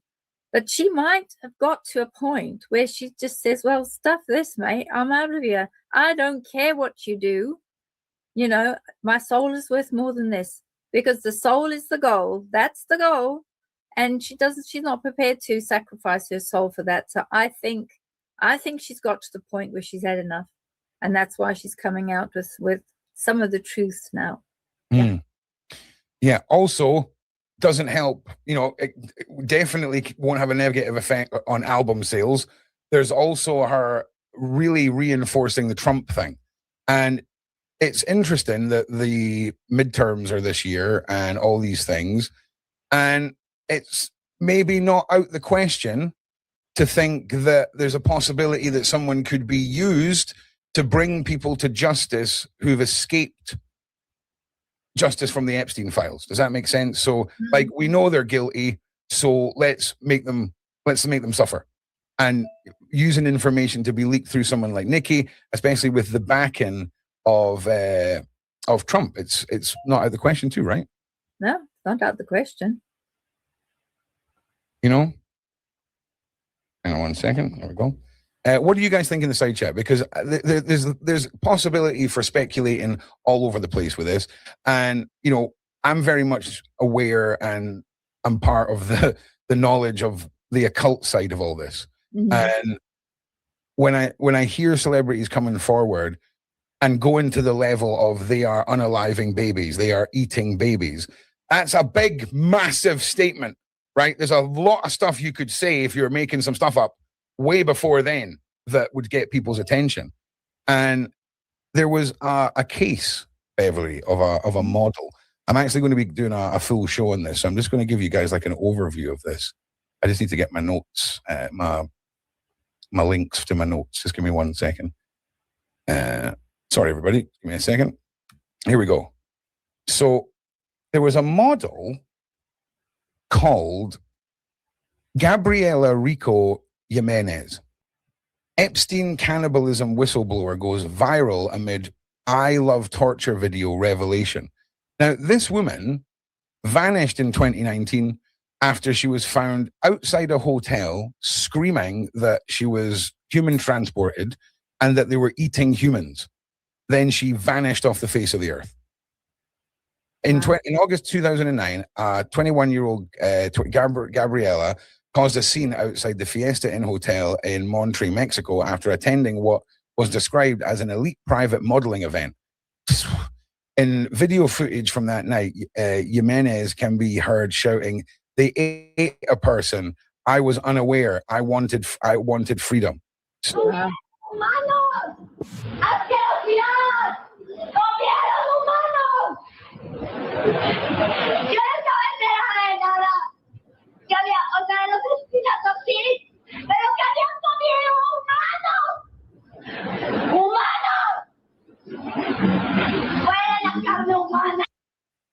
I mean, wild footage and then gone, vanishes. Now, like I said, I'm going to do a full video on this because people are thinking that the torture video they're talking about here was the unaliving of this girl. Wow. And it gets so freaking dark and deep because 2009, right? That would be 2 years after what the survivor said about Jay-Z. Mm. You know, there's so much going on here. There really, really is. And it's so important that the things that just need a quick touch on, right? Which is why I'm doing videos that are maybe 10 minutes long on Sean's channel now, covering things like the George Clooney pages and the Brad Pitt things that are great to have as references, but don't need whole shows. But these are the things that really need paid attention to. Mm. And it's going to be mad to see what comes next. It really, really is. But if you guys have got any questions, get your questions in the side chat. If you like the cut of Beverly's jib, you'll be able to get her link for her channel down in the description. We've got about 10 more minutes, and I just want to make sure you guys get a chance to ask questions or put your points across because I love the discussion factor on this. And if you guys like these evening shows going into the Epstein files, I'll happily extend them by a little bit when I can for you guys to have a call-in section where you can come and just unload your, you know, traumas that you're getting from this onto us all, and we can really do this as a community. Yeah, You know? that's a good idea. Good idea. Yeah. But you know, at the end of the day, one thing that's all survivors and all those that are victims need is they need individuals that will listen to them. Yep. Because if you shut down a survivor or shut down a victim and you don't listen to them and you just, you know, pass it off as a nothing, that will shut down that survivor for life. They won't talk, they will not talk again. Yeah. So try to allow your own courage and allow yourself to listen. Even if you just listen and you do nothing else, just give the support to listen so that the survivor can talk and speak their truth. Because then at least some of that burden is released from the victims. Yeah. Okay, so I love it when I get a little bit of friendly calling out here. Off topic, but Ron, you really called me out for saying I believe Jeffrey Epstein's still alive. It looks like there is proof coming forward. Disgusting, sick, so-called elites, many people. I will tell you now, Doreen, if it comes out that Jeffrey Epstein is alive, I will make a big deal of eating my hat for you. Okay, I promise. I promise. Okay, but I'll treat it like the Israelis are treating the mermaid. I need video footage that can be completely clarified in order to release the $1 million. So same rules apply. But yeah, that would be wild. You know, wild for a wild twist in the tail for sure. Yeah. Okay, Chucky, it's because child's play, playing with kids. I think it's deeper than that. I think she's telling us something about the doll, and now the doll is coming for blood. You know? And I think there's going to be a sad reference to why that doll is being referenced. I really do. Or not that at all. And this is all being paid for by the whatever political side. That could be that too. Who knows? But I'm on the side of Nikki on this. You know, I really, really am. 100%.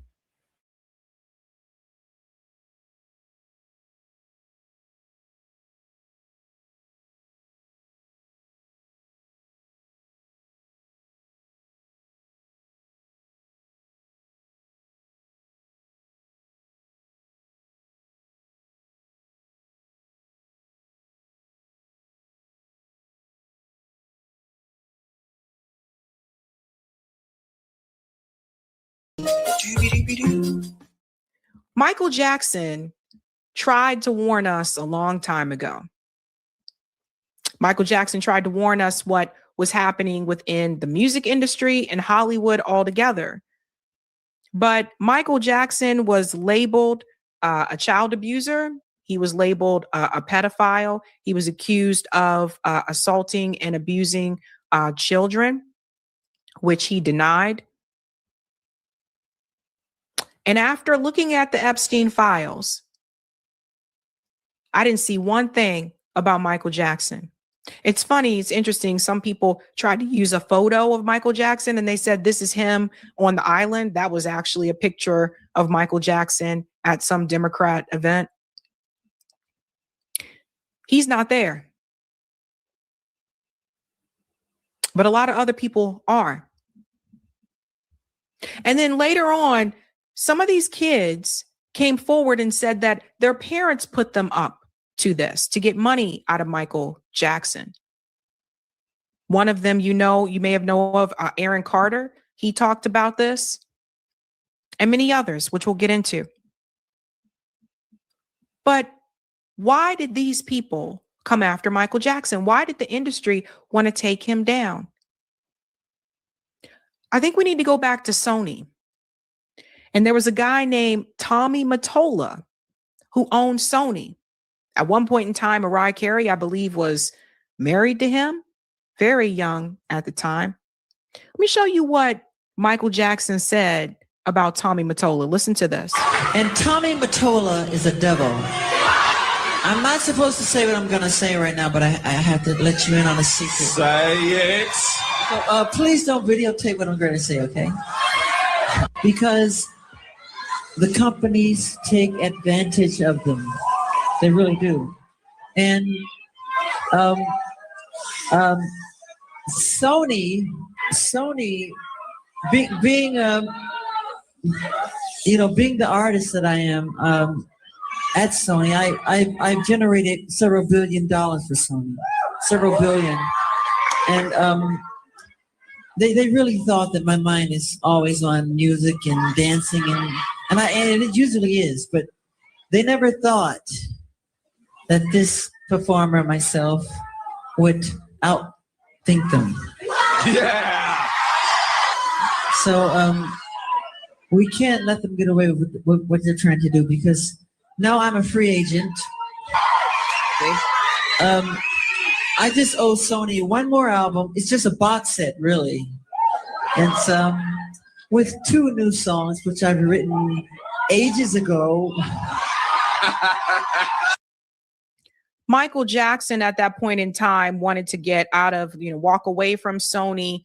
These record companies really do own the artists. It's a lot of crazy shit that goes down. Prince was familiar with this as well, because Prince at one point wrote the word slave on his face. He was talking about Warner Brothers. He wanted to get out of his contract. So Prince's way of doing that was changing his name to that symbol. That's how he was able to get out of that. But from what I understand with Michael Jackson, I think he wanted his catalog, which back then you didn't hear as much about artists asking for their catalog like you do today, right? Like, I think Taylor Swift owns her catalog of music. I think she owns her masters, etc. But at that time, not as much. And Michael Jackson basically stood up to Tommy Mottola. And not only that, but he called him out, and he called him out publicly. We'll go on a little bit more here.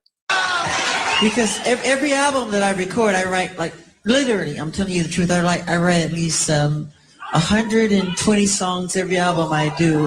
So I can do the box set, just give them any 2 songs. So I'm leaving Sony a free agent, owning half of Sony. So I own half of Sony's, and I'm leaving them, and they're very angry at me because of it. But I just did good business, Let me show you how to customize the layout using spacers in Jotform app. So follow me to my desk.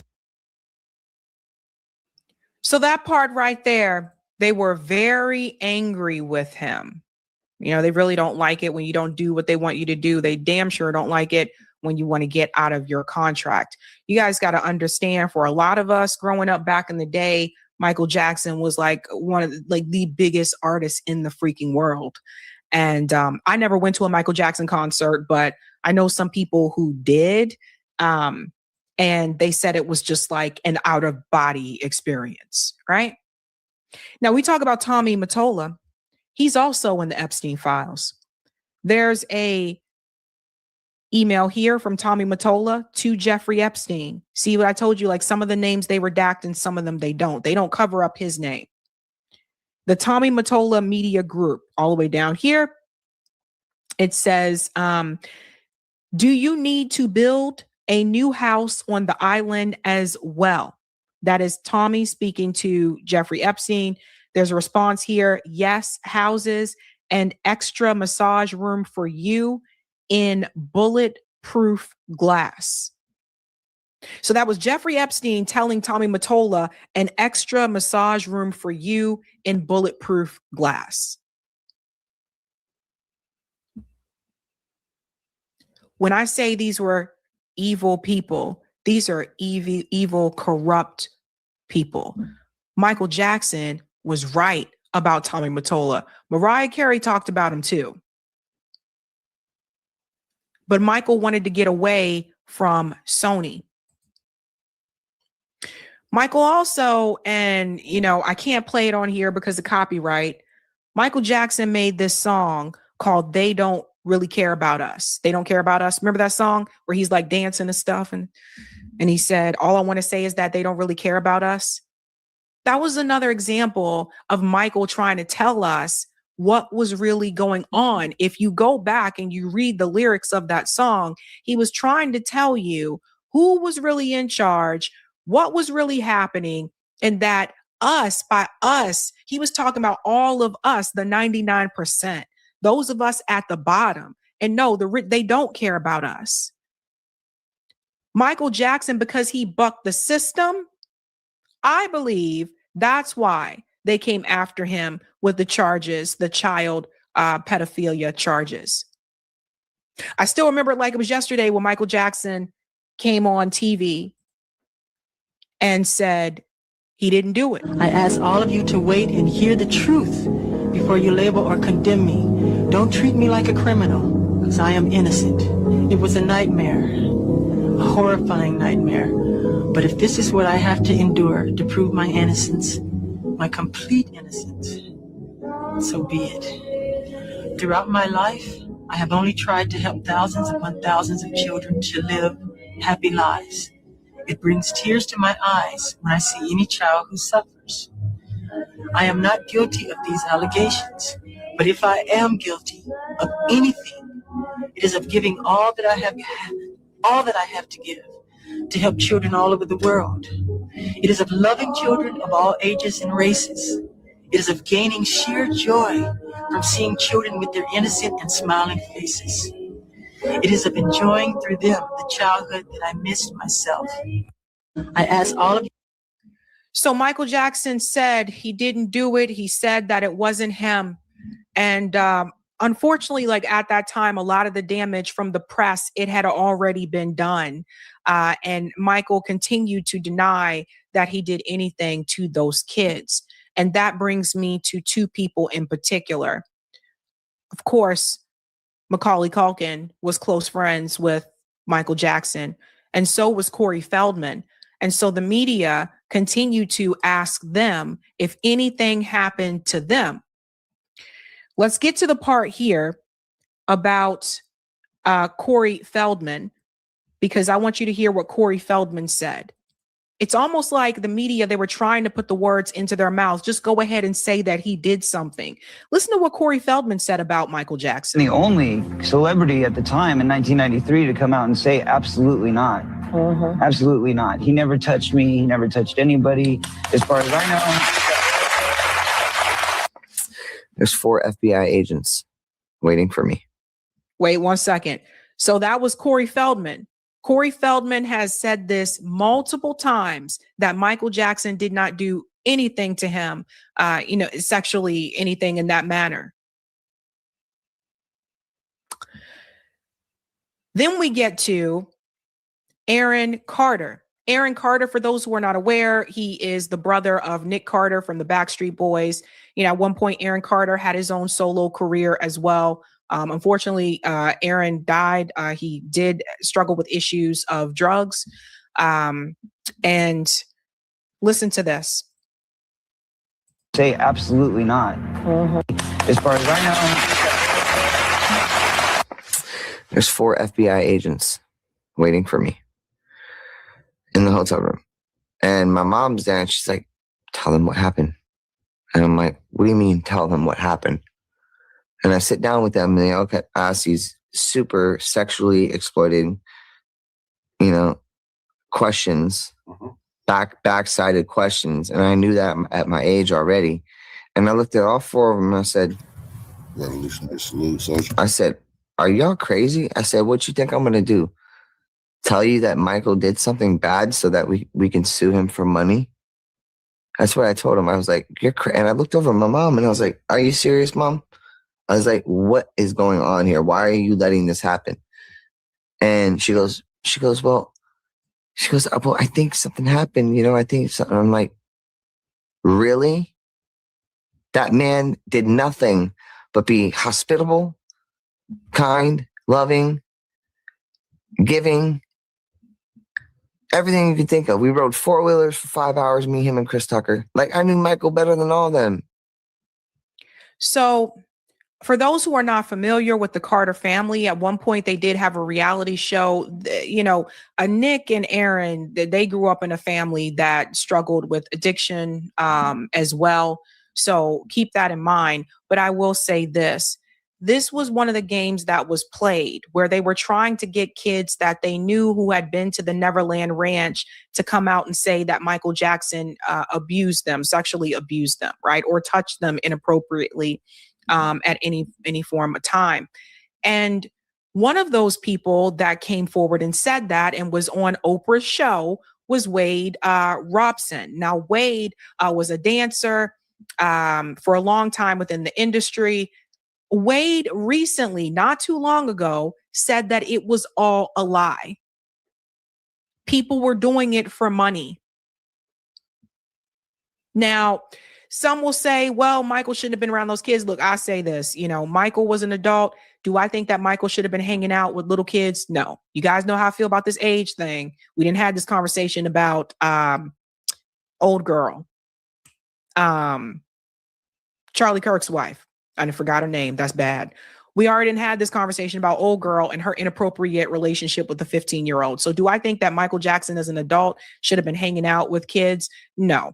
I think Michael Jackson felt as though he was a kid, that he missed out on his childhood and not realizing like how that would look to the public, like someone as an adult.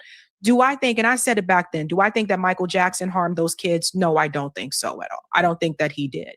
And it was very clear that this was a money grab. But the money aside, it tarnished his reputation and things went downhill for him for quite some time after that. Erica Kirk. I don't know why I forgot her name. I'm sorry. Woo! But yeah, I think people need to hang out with people around their age. Like, I think if you're an adult, you shouldn't be hanging out with kids. But I never thought that he did anything to those kids. Let's continue on a little bit more here with Aaron. Yeah, I believe even everything that I've Macaulay, seen. if it was Macaulay right now, I'm not buying it. Even if it was I'm not Macaulay Culkin sitting right here, he would tell you the same thing I did with the same assertiveness. Yeah. Right. What happened at the house? That's what all these things. It's that's what's so weird. What did happen? Nothing happened. I mean, nothing really. I mean, we played video games. It really pisses me off that people think about Michael like that because I do. That was Macaulay Culkin saying nothing happened. We played video games. This is Aaron Carter again here. Well, you're wrong. No, but you're wrong, Howard. Right. My opinion is, if he didn't do anything to me, I don't think he would have done anything to anyone else. That was Macaulay Culkin again. Here is Corey Feldman. I've told the police. In fact, if anybody wants to go back to 1993, when I was interviewed by the Santa Barbara Police Department, I sat there and I gave them the names. They're on record. They have all of this information, but they were scanning Michael Jackson. All they cared about was trying to find something on Michael Jackson. Do you guys hear what Corey Feldman is saying? So Corey Feldman was one of the first people coming forward in Hollywood and said that him and his friend Corey Haim were abused by these men in Hollywood, working within the Hollywood industry. He gave the police names. They didn't go and arrest these guys or interrogate these guys. What Corey Feldman is saying is that they were too busy trying to get him to say that Michael Jackson did these things to him. So it was already planned. It's like, yeah, I know you told us these guys did it, but we wanted to be this guy. So this is going to go after, right? And I believe the police were told to do that by people higher up. So all those years went by and people called Corey Feldman crazy. And he told people about child abuse that was happening in Hollywood at the hands of these producers and directors, etc. And nothing was done. Now, are you surprised when you see what's coming out of the Epstein files? They go after who they want to go after. Let's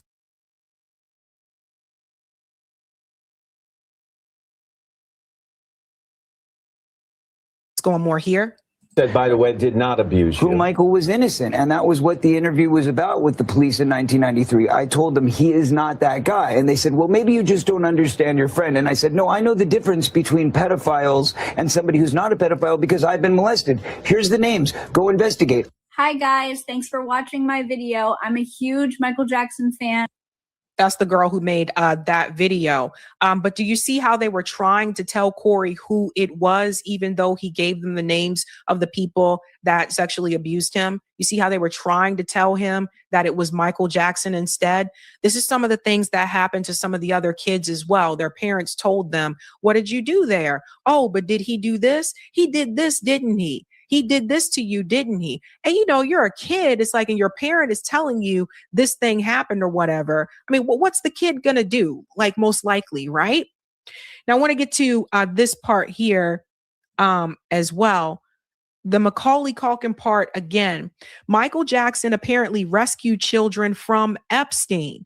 This, along with the song about Palestine, led to his discrediting. This is another thing that we have to mention. Michael Jackson wrote a song about Palestine. Of course, they wouldn't allow him to publish that song. But again, that's going against the establishment, going against the grain, right? So they don't like that. This was the first time I had heard that Neverland was really supposed to be a safe place for those children to save them from people like a Jeffrey Epstein. Listen to this. I'll never forget that. Michael Jackson saved me from getting on a plane to that tiny island. So they're saying Neverland is... Do you hear that? This is from Macaulay Culkin. I'll never forget that. Michael Jackson saved me from getting on a plane to that tiny island. So they're saying Neverland is where Michael Jackson took children to protect them from what was being done on Epstein's island. And because he was going against their regime, they punished him and they flipped the script and made it appear as if he was the one abusing them, when in reality they were abusing them and he was protecting the children, he was protecting the celebrities. And you have celebrities like Macaulay Culkin who've gone on record to protect and defend Michael Jackson.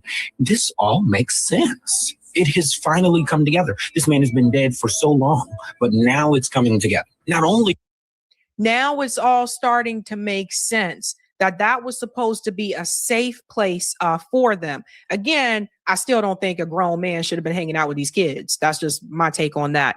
But I think the thing with Michael Jackson is that he didn't have a childhood. He was basically providing for his family ever since he was a kid. Remember, the Jackson 5 formed, he was one of the younger people. I think either Randy or Marlon may have been younger than him, but he was one of the younger ones with the biggest voice, right? And so he's the one that really took off.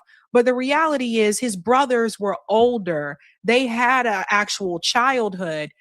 And then it got to the point where we all know about Joe Jackson and how he was with those kids. I mean, you basically was providing for your family.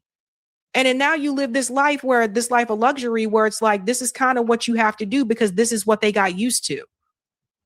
So there's that.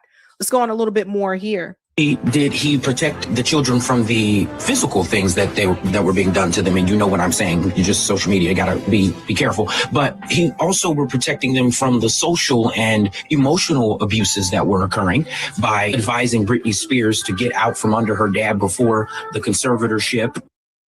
That part about the Britney Spears part, I found that to be interesting. Julie said Randy Jackson and Janet Jackson are the youngest two. Michael was just above them. Yeah, but Janet wasn't a part of the Jackson 5.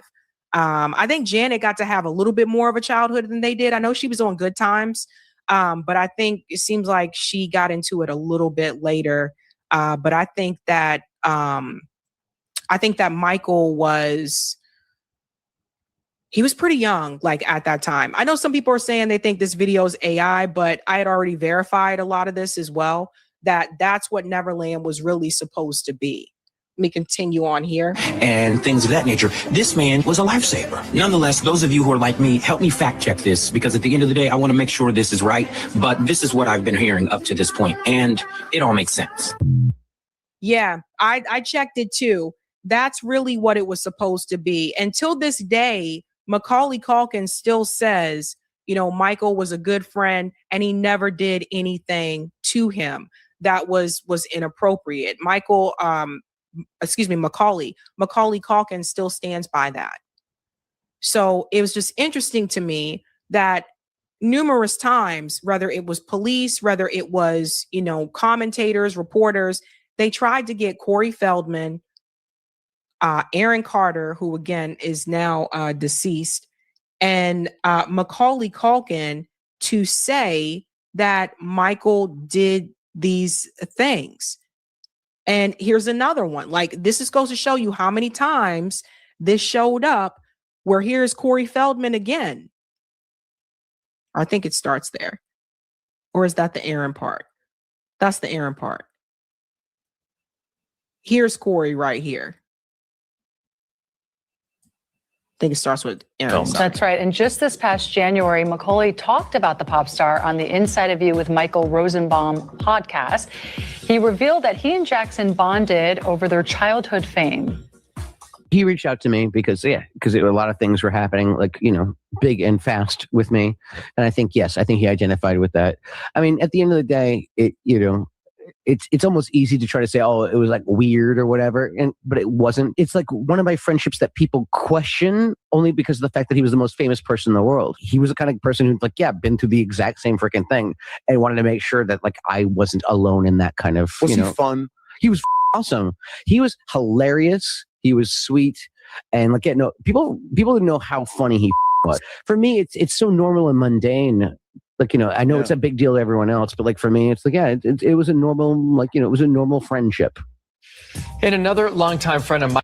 And we'll show, I have to fast forward because of copyright, I know how that can be, but I want to show you again. Here was Corey Feldman again. They also got to know each other because Corey was a child actor. Mm-hmm. Melanie actually talked to him about Michael last year, and it was clear that he firmly believed Michael was innocent of any sexual abuse allegations. All I do know is what I know. And what I know is Michael was a gentleman and he was respectful to every child that I saw him with and to me myself. So there was a group of kids and we all formed a bond. We were all friends with Michael. And I asked each one of those kids about their experiences, and every one of them told me the same thing that I experienced. So do you guys hear this? And I don't know how many times Corey Feldman and Macaulay Culkin had to say this. Aaron can't say it anymore because he has passed away. But this is what they do. When you're around these people, rich, powerful people, and, I think that Michael Jackson started to see what the industry was really about and what these people really wanted. And it seems like Michael Jackson was a generous, kind person who really actually cared about people. These people in the industry are vultures. And it seemed like once he realized what they were really about and he tried to break away from that, that's when they come after you. That's when they smear you. That's when they slander you. That's when and here we go. Okay, we're going to say that he's abusing kids. And people won't think otherwise because he has this ranch called Neverland and he lets these kids come over there and spend the night. So they come after your reputation. And these are the big people in the industry. Like again, the Tommy Mottola, that's another one that I think people should pay close attention to. But another one here that he was trying to protect the children. Listen to this. So you mean to tell me the Epstein files reveal that Michael Jackson was actually trying to help the kids by taking them to Never Never Land to get them away from the perverts? Do y'all know what that means? So according to the new Epstein files info, Michael Jackson created Never Never Land to be a safe space for kids to go to get away from the perverts like Epstein and Diddy. And since Michael Jackson was about to expose, or was in the middle of exposing them, allegedly, that is why he got took out. That part right there, exposing them. Well, you know, if Michael Jackson was still alive today, he would probably say, well, looks like some of you getting exposed anyway, right? And there's the whole thing about even Michael Jackson's death. Dr. Conrad, who said that he was giving him that medication, I think it's called Profilol or something like that, to help him sleep. Obviously, it was an overdose. This effectively killed Michael Jackson. I mean, it was all very suspicious to me, you know, at that point in time. And I don't know, man. I don't know. They have a way of shutting people up. Do not pay your next car insurance bill. Repeat, do not pay your bill yet. So I found this. Allegedly. I still don't think y'all understand the gravity of this situation now. So now the whole conspiracy theory with Diddy and the coroner and somehow that Secret Service or agent or whatever, Fahim or whatever that guy named that worked with Diddy, who many conspiracy people were saying had something to do with MJ being taken out of here. Now that all kind of makes sense in a sense. And so since Michael Jackson was trying to take down that whole perverted scheme, they flipped it on him and made him look like he was the... Every accusation is a confession. Sound familiar? We'll say that he's doing these things. The predator. And I'm talking about Michael Jackson. When all this time it was a bunch of bullshit and it was them trying to protect their self. And in turn, they shitted on Michael Jackson. Yep. And I don't like it. What a... That is one of the things that they will do to people to try to tarnish their reputation, is they'll say that, oh, well, we'll say that they abuse children or something like that, so that, you know, it doesn't just tarnish their reputation. It makes it more difficult for them to get a job, to get, you know, continue working like in business, whatever profession that they're in. It can obviously like hurt them in significant ways. But when we look back at things, you know, this again was someone that really tried to say, whoa, I know what you guys are about. He tried to tell us through his music, through the song, they don't really care about us. Read the lyrics if you haven't read them.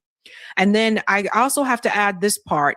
You know, I look back at Prince too. When Prince died, it was very questionable to me as well. We know that Prince did fight back against Warner Brothers. Listen, guys, these industries, whether it's music, movies, TV, these are really powerful people that own these companies. Whether it's Warner Brothers, whether it's Sony, Lionsgate, whatever. These are powerful people that own these companies. And the people who own the companies don't care about the artist. They care about making money. And if they see that you're disrupting how they make money, you know, Michael Jackson having a song about Palestine, Michael Jackson wanting to come forward about what he was seeing happening and what was happening within the industry, how they were treating kids. Oh, they would have been done.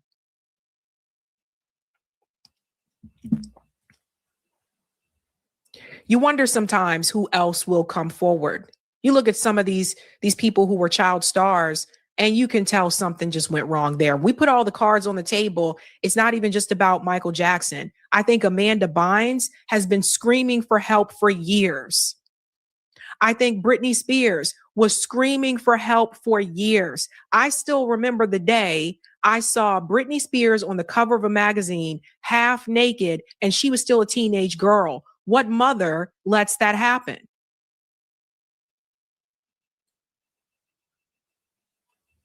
And I think the parents, some of them just look the other way. I really do. I think they pimped out their kids. I think some of them looked the other way because they just wanted the money.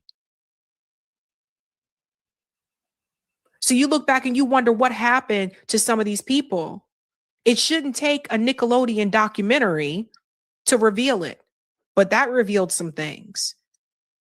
And oftentimes you ask, where were the parents? So there's a lot of predators in the music business. There's predators in the movie business and the TV business. And if you're just a young kid who wants to be a star, and if you're a young kid who wants to be a star that may be coming from a broken home,